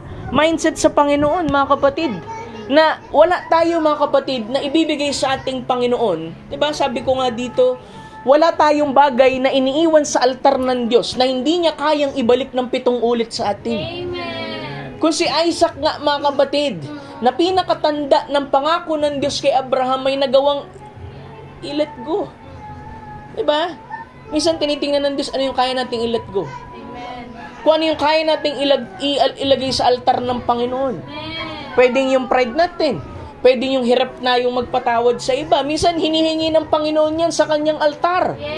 At susunugin yan, mga kapatid, sa kanyang altar at ibabalik sa iyo, mga kapatid, yung 7 ulit ng biyaya sa iyo.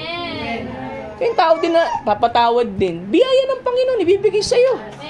Ibibless ka ng ating Panginoon ng 7 ulit sa bahagi iyan, mga kapatid. Sabi doon, nakilala ko na ikaw, di ba sinabi niya yung mga hindi maganda. 25. Sabi niya, at ako'y natakot, at ako'y yumaon, at tinago sa lupa ang talento mo. Narito, nasa sa iyo na yung sarili. Ibig sabihin, tinago niya. Kaya nga malaking bagay na gagawa ng fear. Alam mo yung pagkatakot, mga kapatid, malaking sumpa yan, mga kapatid, sa mga mananampalataya, yung fear. Minsan, mga kapatid, may mga tao na pangungunahan ng fear, kaya hindi kumikilos ng malaya ang Panginoon o marahil yung pananampalataya ng tao kasi merong fear. Minsan may mga tao, mga kapatid, for example, reconcile. Mga kapatid, may fear sa puso Maintindihan mo kasi ayaw niyang makondem, ayaw niyang pag-isipan siya ng... Pero mga kapatid, yung fear, bluff ng kaawayan, mga kapatid. Kasi ang biyaya ng Diyos, mga kapatid, ay laging presente. Kasi pagka-fear, pinaparalyze niyan yung faith. Yes. Inilalayo ka sa presensya ng Diyos.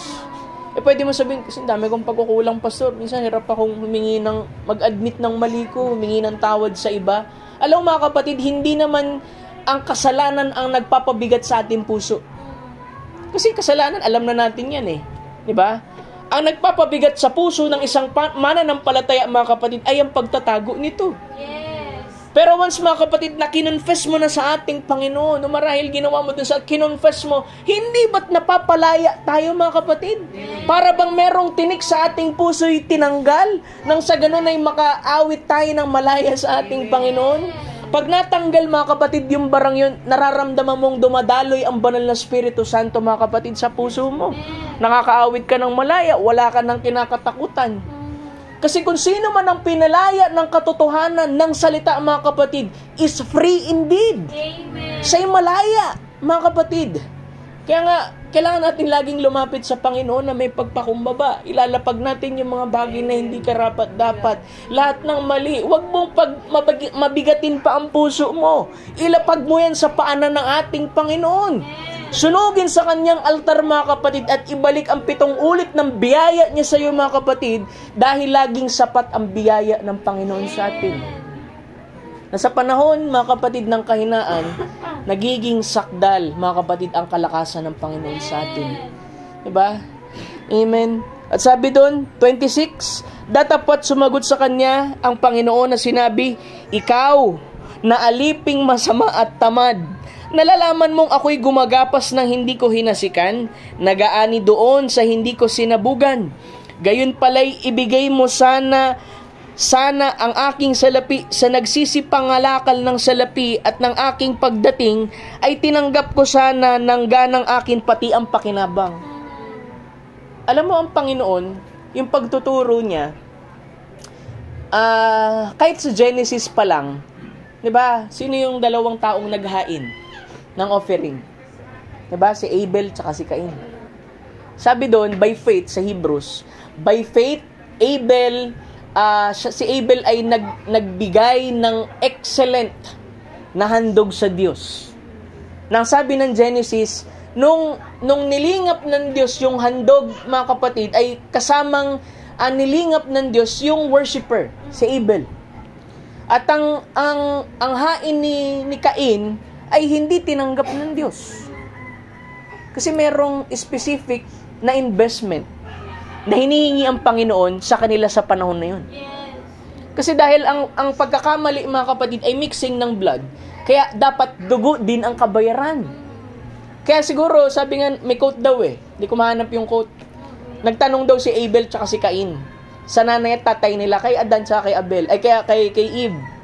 Sabi niya, nanay, ano ba talaga yung naging dahilan ba't tayo nahiwalay sa Diyos? Syempre, hindi naman nila pwedeng sabihin kasi mga bata pa. Diba? Dahil alam nyo naman kung ano nangyari dun sa Eden, mga kapatid. Kaya sabi nilang ni Eva, ang dahilan talaga kasi kumain ako ng mansanas. So, itong si Cain, mga kapatid, mansanas pala. Diba, siya, farmer? Kaya ang ginawa niya, gumawa siya ng dambana, nilagay niya ng mga mansanas, dahil yung sabi ng nanay niya. Pero itong si Abel, mga kapatid, dahil binhi siya ng Diyos, ipinahayag ng Panginoon sa kanya through revelation kung ano talaga, mga kapatid, yung dahilan. Kaya sabi niya, hatak-hatak niya, mga kapatid, yung pong kordero at wala pang metal niyan. Kumuha siyang pinakamatulis, mga kapatid, na bato. Kaya nga dapat matalas yung bato natin Matalas yung revelation mo, mga kapatid. Pag nangangaral yung pastor, dapat naiintindihan mo kung saan na yan papunta. Amen. Kaya sabi doon, mga kapatid, ginilitan niya yung leeg, nilagay niya sa dambana, nilalangaw-langaw pa. Pero kaninong handog ang tinanggap? kay Abel. Tapos tinanggap, mga kapatid. At sabi doon, nilingap ng Panginoon yung offering ni Abel tsaka si Abel. Tapos nakita ni Cain, sabi niya, ba't yung kanya tinanggap? Ba't yung sa akin hindi? Ang ganda-ganda ng investment ko. Ang ganda-ganda ng mga bagay na ginawa ko para sa Panginoon. Pero kasi walang revelation eh. Sabi ng Panginoon, alam mo, kung ginawa mo lang sana yung ginawa ni Abel, hindi ba't ang hain mo'y tatanggapin din? Yes. Kaya sabi dito mga kapatid di ba kung sana, sabi nung Panginoon, sana kung hindi mo pala kayang padamihin yan, na gaya nung sa 5 tsaka doon sa 2, sana nilagay mo na lang sa bangko. Kasi ang tagal kong nawala sana tumubo man lang ako kahit 10%. Yun ang ibig sabihin mga kapatid ng Panginoon. Kaso hindi ginawa. Kasi unang-una, ba't hindi niya maiisip ko, wala sa revelation mga kapatid Pero dahil merong mga tao na pinili ng Diyos at binigyan niya ng kapahayagan, sila kailangan kumilos ng ayon sa kung anong instruction na binigay ng Panginoon sa kanila. Dahil walang bagay na makalulugod sa Diyos, maliban mga kapatid, yan ay instruction ng Diyos. Amen. Kaya sabi ko mga kapatid, napakalaking bagay ang pakikinig ng instruction. Mga kapatid, dahil ang instruction, meron niyang wisdom sa likod. Amen. At yung wisdom ang magtuturo sa atin mga kapatid kung paano natin gaganapin yung mga bagay. Amen. Diba? Sabi doon sana nilagay mo man lang sa bangko. Yung panahon na yun, ang tawag exchangers. Pero sa panahon natin, bangko. Para tumubo siya. Sabi doon, pakinabang. 28, alisin nga ninyo sa kanya ang talento at ibigay ninyo sa may 10 talento. O, diba? Yung tao na hindi nag-ingat, mga kapatid, at hindi pinalago yung bagay na ibinigay sa kanya, sabi doon, yung pinagbigyan na hindi mabuti ang kanyang pag-manage, kukunin pa yung sa kanya. At ibibigay doon sa worthy. Ang unang binanggit yung 5, mga kapatid. Yung 5 talento na naging 10, sabi dito. 29, sapagkat ang bawat mayroon ay bibigyan at siyang magkakaroon ng sagana. Ngunit ang wala, pati ang nasa sa kanya ay aalisin sa kanya. Diba? Nakita niyo yung order ng scripture? For unto everyone that hath shall be given, and he shall have abundance. Yung daw mga kapatid na mayroon ay bibigyan. Kung may pananampalataya ka, kung mayroon kang pananampalataya, dapat expectation mo, lumago yan. Yung mayroon ay bibigyan pa. Diba? Nang sabi doon mga kapatid, siya'y magkakaroon ng sagana, ngunit ang wala, pati ang nasa sa kanya ay aalisin sa kanya. Marahil pwede natin sabihin, yung taong walang pananampalataya, wala nang pananampalataya, hindi pa magiging mabunga yung kanyang buhay. Aalisin na lang yung buhay sa kanya, mga kapatid.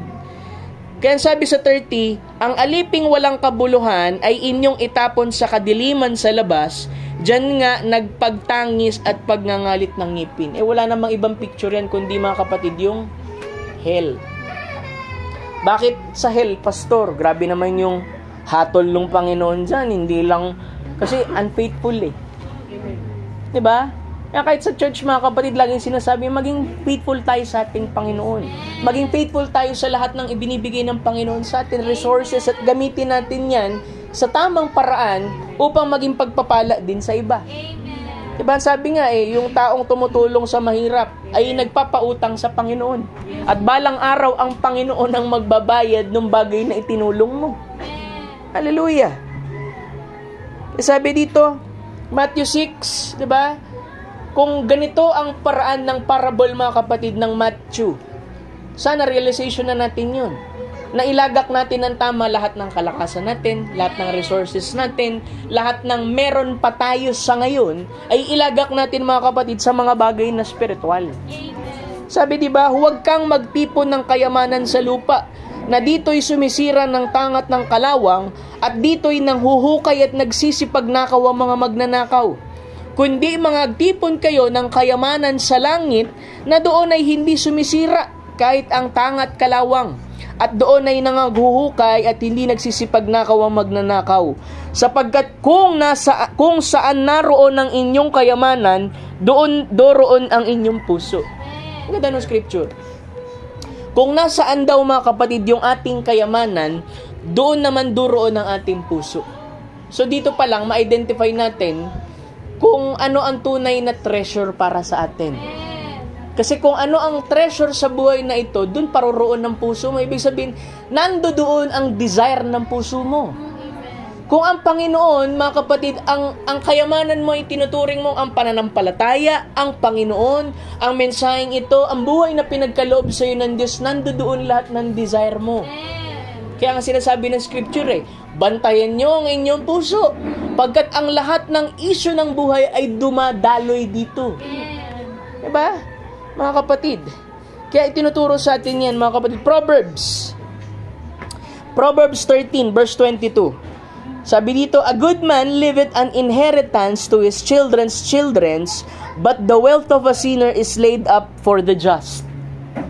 Ang mga mabuti ay nagiiwan ng mana sa anak ng kanyang mga anak, at ang kayamanan ng makasalanan ay naglalagay ng ukol sa matuwid. Diba? Alam mo, natural to Diba? Na may mga tao nagpapayaman at lahat kasi minsan i-criticize pa Sobra ka naman magpayaman, di mo naman madadala sa langit yan. Totoo naman.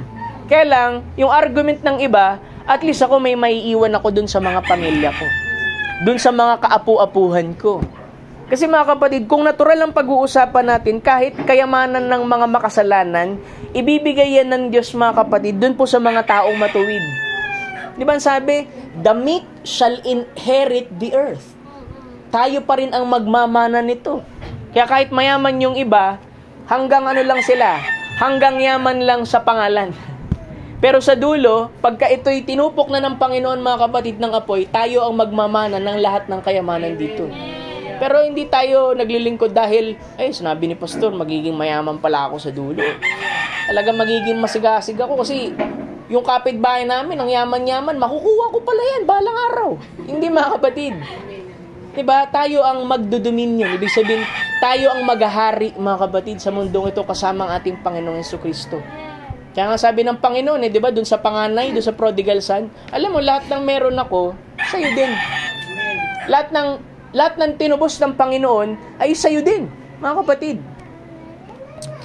Diba? Isipin natin, maganda nga yun, Pastor, Yung pamana, talagang ibigay mo talaga doon kahit hanggang sa kaapu-apuhan mo.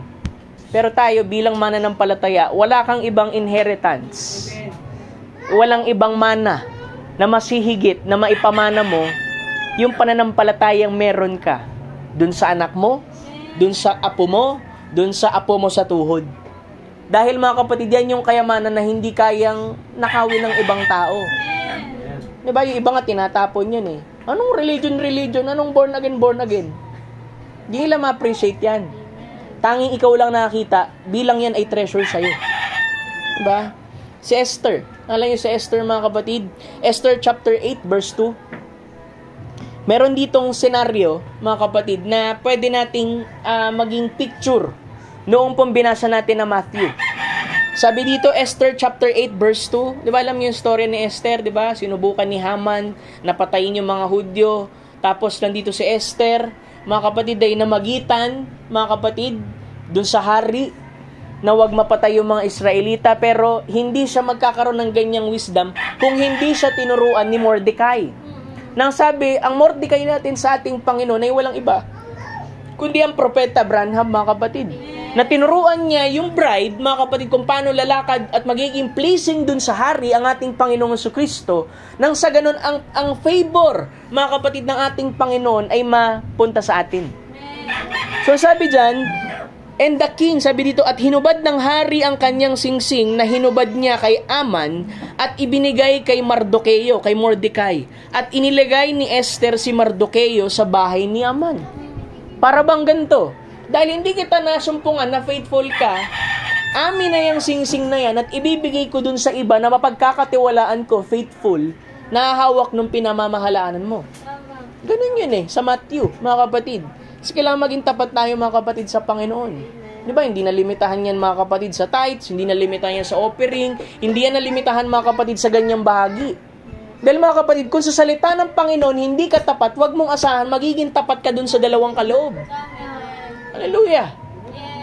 Kailangan mo muna maging tapat sa salita ng ating Panginoon. Hindi ka pwedeng maglagay ng karwahe sa unahan ng kabayo, kailangan ng karwahe nasa likod ng kabayo. Alam niyo ibig kong sabihin? Kailangan mauna muna na maging tapat tayo sa salita ng Diyos bago tayo maging tapat dun sa ilang bahagi ng salita. Hallelujah. Glory to God. Sabi niya pa dito, Ecclesiastes chapter 2 verse 26. Bilis ng oras, mga kapatid. Sabi dito, sapagkat ang tao ay kinaluluguran niya ang Panginoon, binibigyan ng Diyos ng karunungan, kaalaman, at kagalakan. So sa Diyos nang gagaling yung tatlong bahagi. Sapagkat ang tao na kinaluluguran, ibig sabihin, yung tao daw na kinaluluguran ng Diyos, ay ibinibigyan siya, mga kapatid, ng karunungan, kaalaman, at kagalakan. Ngunit ang makasalanan ay binibigyan niya ng damdam, magpisan, magbunton, upang ibigay sa kanya ang kinaluluguran ng Diyos. Diba? Ito man ay walang kabuluhan at nauuwi sa wala. Yung sa huli, ngunit ang makasalanan ay binibigyan niya ng damdam. Ibig sabihin, kesa, di ba, sa righteous, yung sa nalulugod sa Panginoon, sabihin natin, Christian. Ang binibigay ng Diyos sa isang Christian, knowledge, wisdom, tsaka joy. Sa sinner, mga kapatid, ang binibigay niya, mga kapatid, ay, sabi dito, ay travail, to heap up, and to give what is good before God. Ibig sabihin, puro parang negatibo. Diba? Eh kung meron tayo natatanggap na puro negatibo, sabi ng scripture, always consider. Ecclesiastes chapter 7 verse 14, kung di ako nagkamali. Diba? Ang Diyos ang patuloy na nagpapadala noong prosperity, tsaka nung, mga kapatid, na kahirapan. Kailangan mo i-consider, baka mamaya nga may nakalimutan ka't lahat. Diba? Kasi Job, nagsabi, mga kapatid, Job 32 verse 8, ngunit may spirito sa tao, at ang hinga ng makapangyarihan sa lahat ay nagbibigay sa kanila ng unawa. Yung inspiration, mga kapatid, na tinatawag, o yung hinga, kasi, di ba, ang scripture na sabi, all scripture are given by inspiration of God.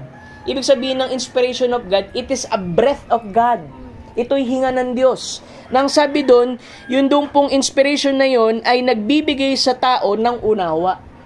Kaya nga yung word, may spirit yan, inspired yan, mga kapatid, bibigyan kanya ng unawa kung tinatanggap mo ng buo sa puso mo. Proverbs chapter 2 verse 6, sapagkat ang Panginoon ang nagbibigay ng karunungan, sa kanyang bibig nang gagaling ang kaalaman at kaunawaan. So binanggit na naman, mga kapatid, yung wisdom tsaka understanding. Eh pastor, alam mo, totoo lang, bubulong ko lang sa'yo. Wala akong wisdom eh. Ang sabi ni James, ngunit kung nagkukulang ng karunungan ng sino man sa inyo, ay humingi sa Diyos. Humingi ka sa ating Panginoon. Dahil ang Diyos daw, mga kapatid, ay nagbibigay ng sagana sa lahat at hindi nanunumbat. Kasi tao lang naman ang palanumbat eh. Di ba? Minsan may mga tao nagbibigay pero ang purpose nila para may mausumbat sila balang araw. Pero ang Panginoon, nagbibigay siya, pero pag nagbigay siya, talagang bigay. Hindi siya yung nanunumbat, hindi siya yung nagbibilang. Diba, sabihin niya, alam mo, binigay ko sa yan kasi hindi dahil sa akin, ganito ganyan. Pero ang Diyos, nagbibigay siya ng wisdom, mga kapatid. At siya hindi nanunumbat, mga kapatid. Paano pa yung panunumbat? Sabihin sa'yo ni Lord, bigyan kitang wisdom kasi wala kang wisdom eh. Ang bio-bio mo. Hindi ganun ang Lord, mga kapatid. Sabi doon, kusa siyang nagbibigay, mga kapatid, ng karunungan sa sino man na humihingi. Sabi na nagbibigay ng sagana sa lahat at hindi nanunumbat, ito'y ibibigay sa kanya. Kasi sa wisdom, mga kapatid, magkakasama yan. Instruction, wisdom, understanding, tapos darating ka dun sa joy. Kagalakan sa ating Panginoon. Kaya minsan, merong iba, wala nang kagalakan sa Panginoon kasi wala na rin wisdom eh. Hindi niya nalubos na unawaan. Ba't ba talaga ako naglilingkod sa Panginoon? Hindi na alam, mga kapatid. Nawawala yung kagalakan.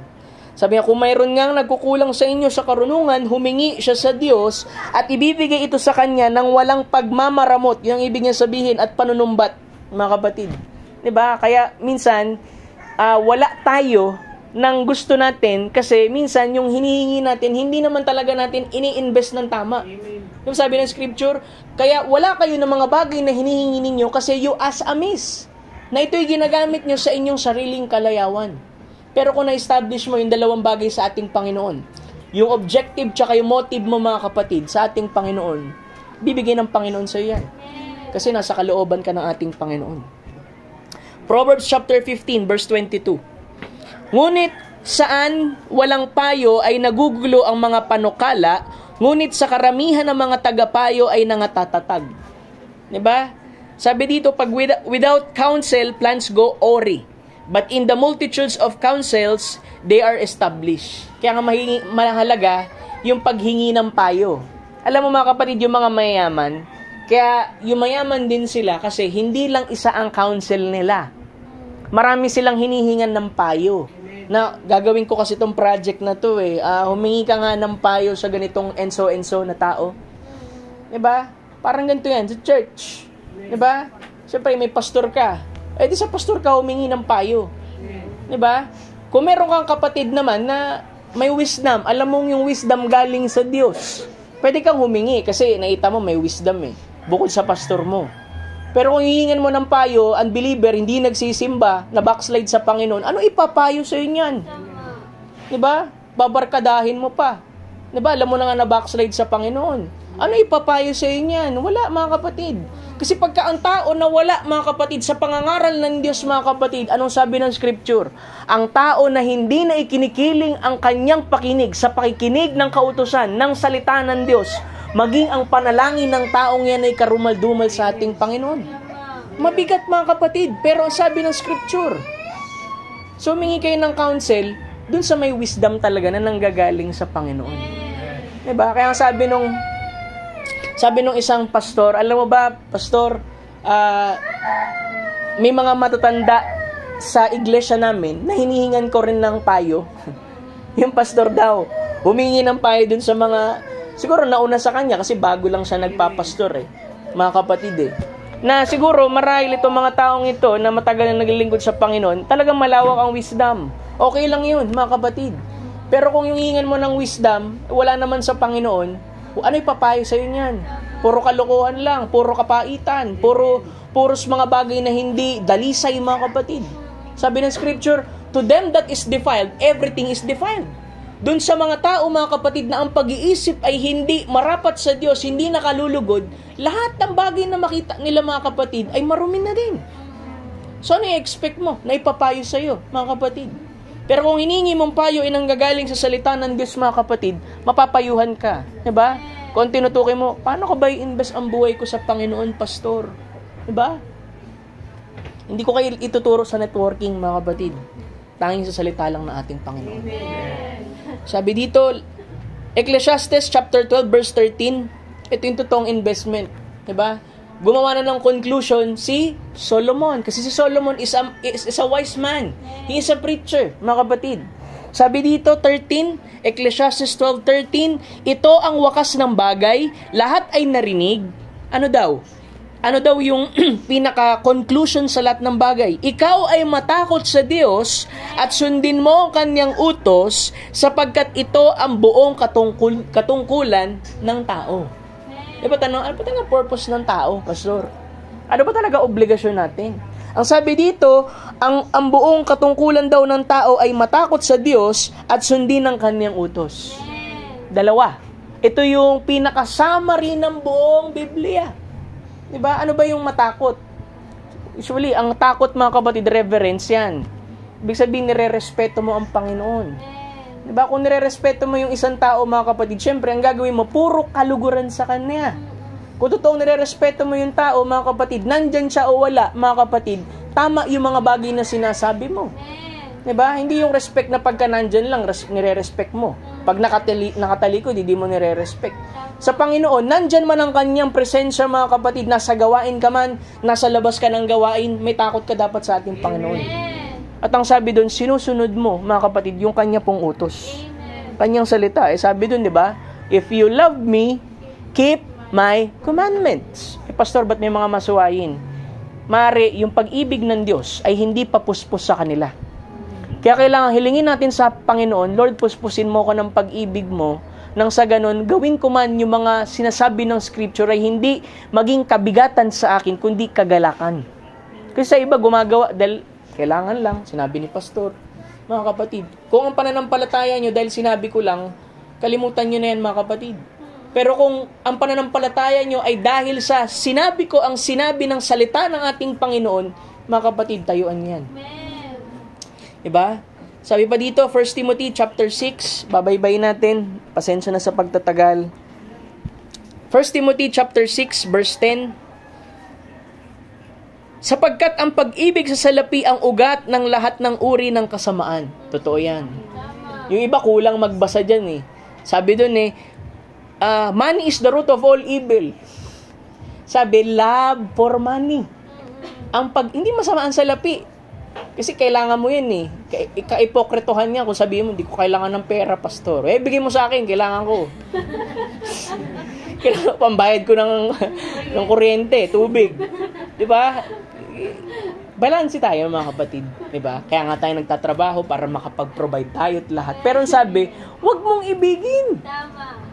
Diba? Gamitin mo pero huwag mong ibigin. Amen. Hindi dapat ang pera ang gumagamit sa tao. Yes. Dapat tayong gumagamit dun sa pera, sa tamang paraan, tamang paglagak, investment, mga kapatid. Sabi doon, sapagkat ang pag-ibig sa salapi ay ugat.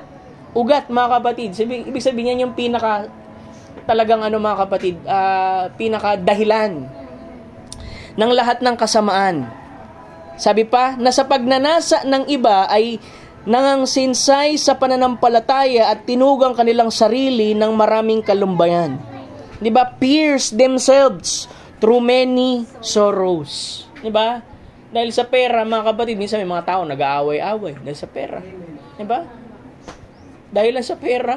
Minsan sa Pilipino, sa Amerika, mga kapatid, pagka nag-away-away sa mga ari-arian, mga kapatid, nag-aabogado, nagko-court. Dito sa Pilipinas, mga kapatid, hindi nagpapansinan. Pag nag-aawayin sa lupa, minsan nagpapatayan pa, mga kapatid. Di ba? Minsan iba pa kinukulam eh. Di ba? Hindi kasi dinakuha yung lupa, ikukulamin. Para lang sa pera. Para lang sa ilang bahagi ng lupa, mga kapatid. Hallelujah. Datapwat ikaw, sino daw? O tao ng Diyos, tumakas ka sa mga bagay na ito at sumunod ka sa katwiran, sa kabanalan, sa pananampalataya, sa pag-ibig, sa pagtitiis, sa kaamuhan. Hallelujah! Makipagbaka ka na mabuting pakikibagbakan ng pananampalataya. Have a good fight of faith. Kasi yung faith, yan yung pinakaunang investment mo. Hallelujah! Diba? Manangan ka sa buhay na walang hanggan, na dito'y tinawag ka at ipinahayag mo ang mabuting pagpapahayag sa harap ng maraming saksi. O, di ba? Pinatotoo mo, Kristiyano ako, pastor Kailangan, yung investment mo na yan, ingatan mo. Hallelujah! Kasi yung iba, mga kapatid, may nagpasimula sa paglilingkod, parable of the sower. Naalala ninyo? Meron nagpasimula, nandun sa daan. Una, mga kapatid, parang nandyan, kagalakad lahat, pero nawala din. Kinuha din, mga kapatid, ng ibon yung bini. Meron namang iba, mga kapatid, nandun sa tinikan, nandun sa dawagan. Nung dumating yung mga trials, inalis sa kanila yung kagalakan, huminto sa paglilingkod sa ating Panginoon. Di ba? Parang hirap dun, mga kapatid. Na-identify tayo sa Christian, tapos bukas makalawa, mga kapatid, unbeliever na tayo. Yung ininvest mo sa ating Panginoon na pananampalataya, dapat, mga kapatid, bantayan mo yan hanggang sa makapamunga. Hanggang sa magkaroon ng interest, magkaroon ng dividendo, mga kapatid, dahil yan ang pinakagantimpala sa atin. Di ba sabi nung awit, ikaw ang gantimpala ko, ang Panginoong Jesucristo.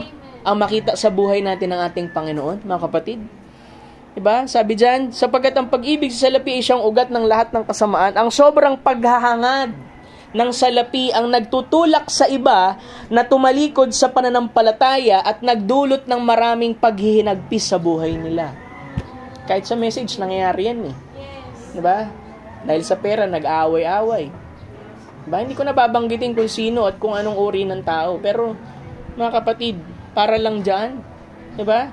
Ngunit ikaw bilang lingkod ng Diyos, iwasan mo ang mga bagay na iyan. Sikapin mong mamuhay ng matuwid, banal, may matibay na pananampalataya, mapagmahal, mapagtiis, mabait sa kapwa. Ipaglaban mong mabuti ang pananampalataya. Panghawakan mong mabuti ang buhay na walang hanggan dahil tinawag ka ng Diyos para sa buhay na ito nang ipahayag mo ang pananampalataya mo sa harap ng maraming saksi. Malaki ang responsibility natin dun sa investment natin. Di mo pwedeng sabihin, sa Lord ko naman ininvest to, pastor. Kahit anong buhay ang i-produce ko, sa kanya ko na naman pananagutan tong investment na to. Hindi, naging saksi tayo, mga kapatid. Kaya nga tayo, sinisikap din natin, huwag tayo maging katitisuran sa iba. Diba? Kung talagang sinabi mong believer ka dapat. Hindi pwedeng believer ka, pag nakatalikod si pastor, unbeliever ka. Diba? Kaya, make believer ka. Hindi, mga kapatid. Pag believer ka. Let your yes be yes and your no be no. Sabi dun, anong manglalampas dyan sa diablo, mga kapatid. Sikapin natin, humingi tayo ng biyaya sa ating Panginoon. Kaya nga, sikapin natin, hanapin muna yung kanyang kalooban, yung kanyang katuwiran, mga kapatid. Kasi yung mga pangailangan natin, dadagdag na lang ng Panginoon Sana magbahalang magbigay ng tubo sa binigay nating investment sa kanya, mga kapatid. Kaya sinasabi lang dyan, magkaroon tayo ng tamang investment sa Panginoon, sa paglilingkod sa iba, sabi doon, at mamuhay, mga kapatid, na nire-reflect natin yung pag-ibig, mga kapatid, dahil yan yung 11th commandment mga kapatid, sa mga mananampalataya. Yung pag-ibig, mga kapatid, sa bawat isa. Diba? Actually, marami pa to. Magpa-part 2 na lang ako, mga kapatid. Diba?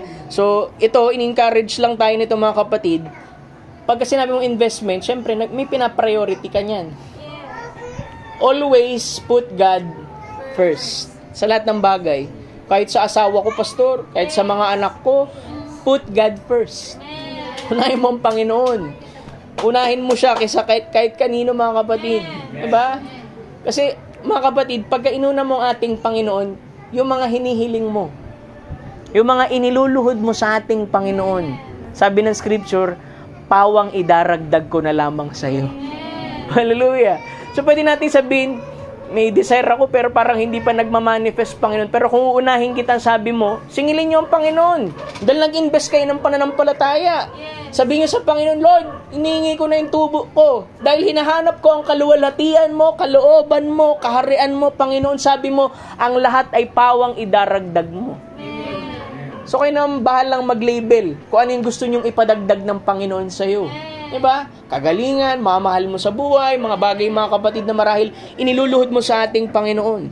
Tinuturo lang sa atin yan, gamitin natin ng mainam yung ating mga resources. Amen. Hindi lamang para sa ating sarili, kundi para sa ikabe-benefit, mga kapatid, ng ibang tao na sa paligid natin. Diba? Ang ating Panginoon Jesucristo. By applying these principles, we can make decisions that align with our values and contribute to a more fulfilling and meaningful life. Saan? Personal? Hindi. Natural? Hindi. Sa Panginoon.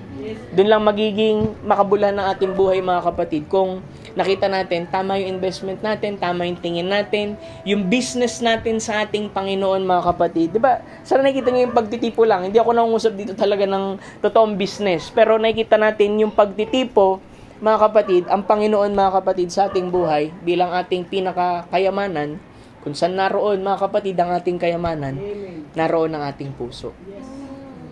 Pastor, layo ng puso ko sa Panginoon.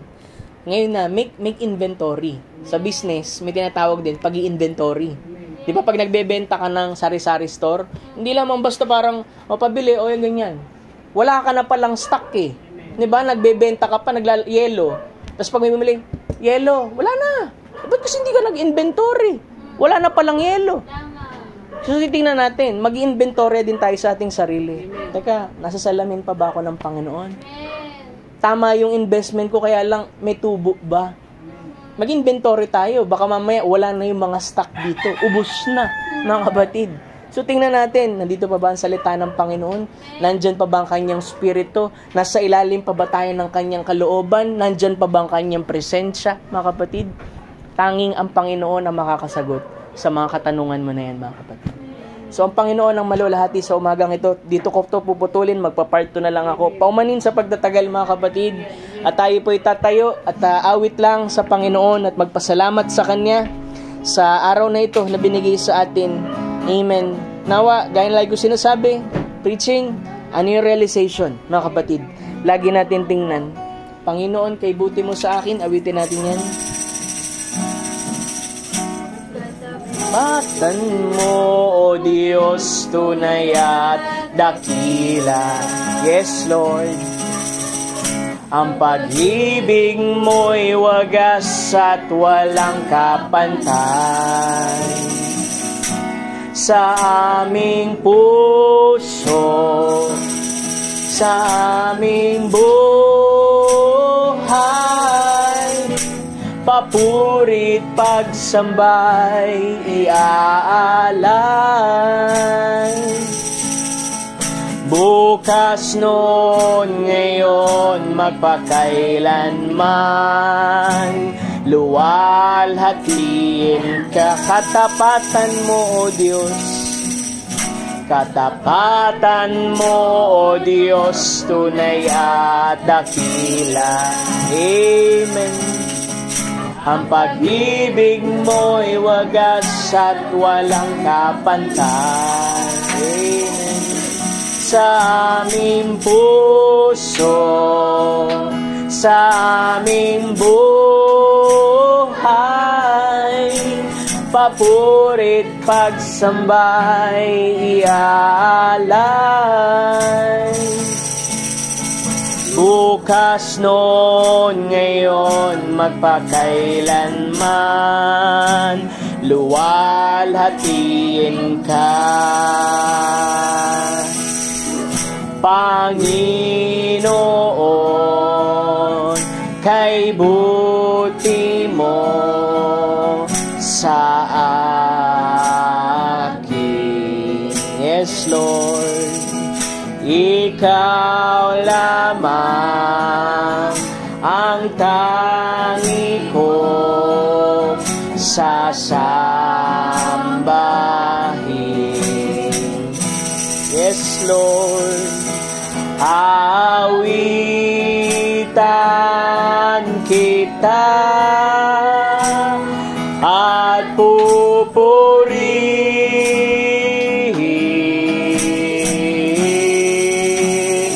Panginoon,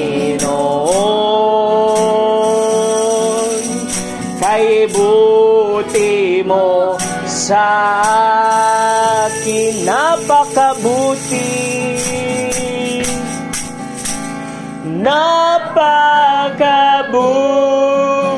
mo, aming Diyos Ama.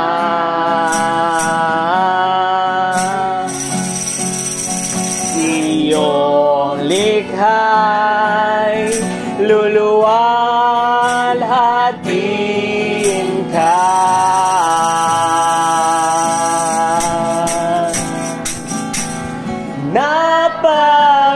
Napakabuti mo, di ka nagbabago.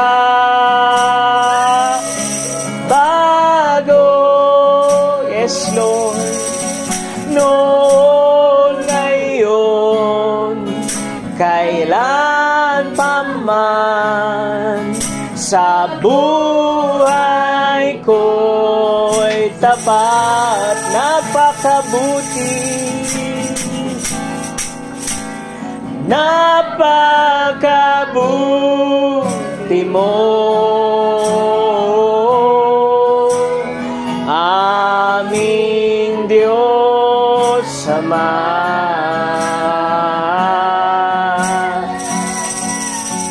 Iyong likhay luluwalhatiin ka.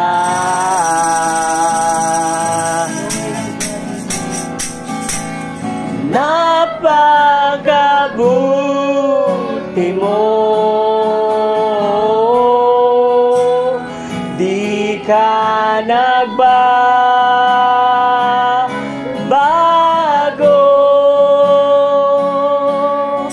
Noon, ngayon, yes, Lord, kailan pa man, sa buhay ko'y tapat. Napakabuti, sa pinaka-mellow na awit. Napakabuti mo, aming Diyos Ama.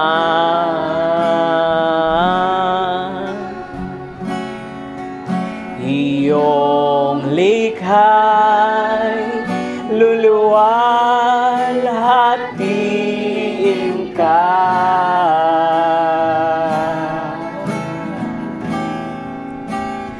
Napakabuti mo, di ka nagbabago.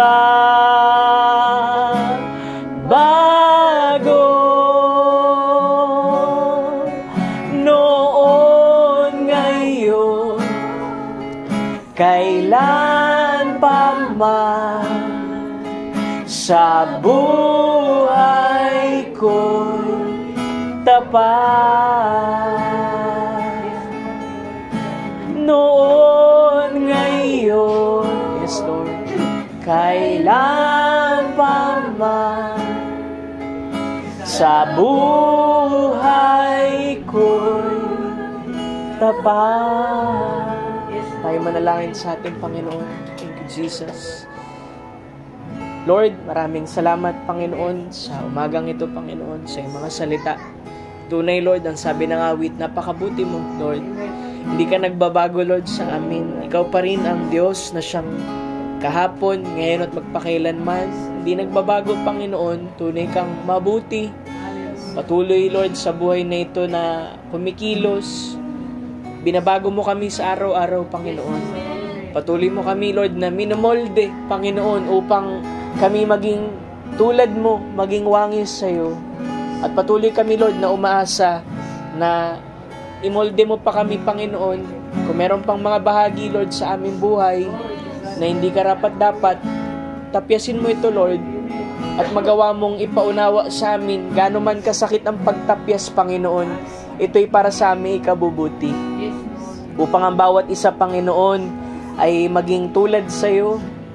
Dahil, Lord, marami kaming bagay, Panginoon, na pagkukulang, pagkakamali, at nais naming ilapag, Lord, ang mga bahaging ito, O Diyos. Nang sa ganun, Lord, higit kang mag-increase, Lord, sa aming buhay. Mag-decrease kami, Lord, dahil ang paglilingkod sa iyo hindi patungkol po sa amin, Panginoon. Hindi patungkol sa nagawa namin, achievement namin, Panginoon, sa anuman ang bagay na natamo namin, Lord, sa buhay na ito. Dahil kung wala ka, O Diyos, Panginoon, wala, Panginoon, ang mga bagay na ito. Dahil lahat ito, O Diyos, ay bigay mo sa amin, pinahiram mo lang sa amin, upang kami, Lord, ay makita mo, O Diyos, na tapat na katiwala, Panginoon, sa iyo.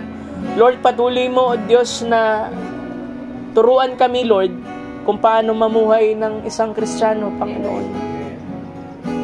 Alam mo, Lord, ang mga kahinaan namin, Panginoon. Hindi namin, Lord, kinukubli ang mga bagay na ito sa iyo. Kaya sinusuko namin, Lord, sa iyo sa umagang ito. Bawat bahagi na hindi karapat-dapat sa iyo, Lord, alisin mo sa amin, Panginoon. At itapon mo to, Lord, sa dagat po ng pagkalimot. Pagkalooban mo kami, Lord, ng biyaya. 7 ulit pa ng biyaya sa amin, Lord. Nang sa ganun maabot namin, Panginoon, ang pinapaabot mo sa amin, Panginoon, ang iyong mga salita, Lord, na makita namin, Panginoon, ang aming paglagak ng aming pananampalataya at paniniwala sa iyo, Lord, ay nakakahugod kami sa mga dividendo, mga interest nito, Panginoon. Lord, merong mga pangangailangan ng iyong mga anak sa umagang ito.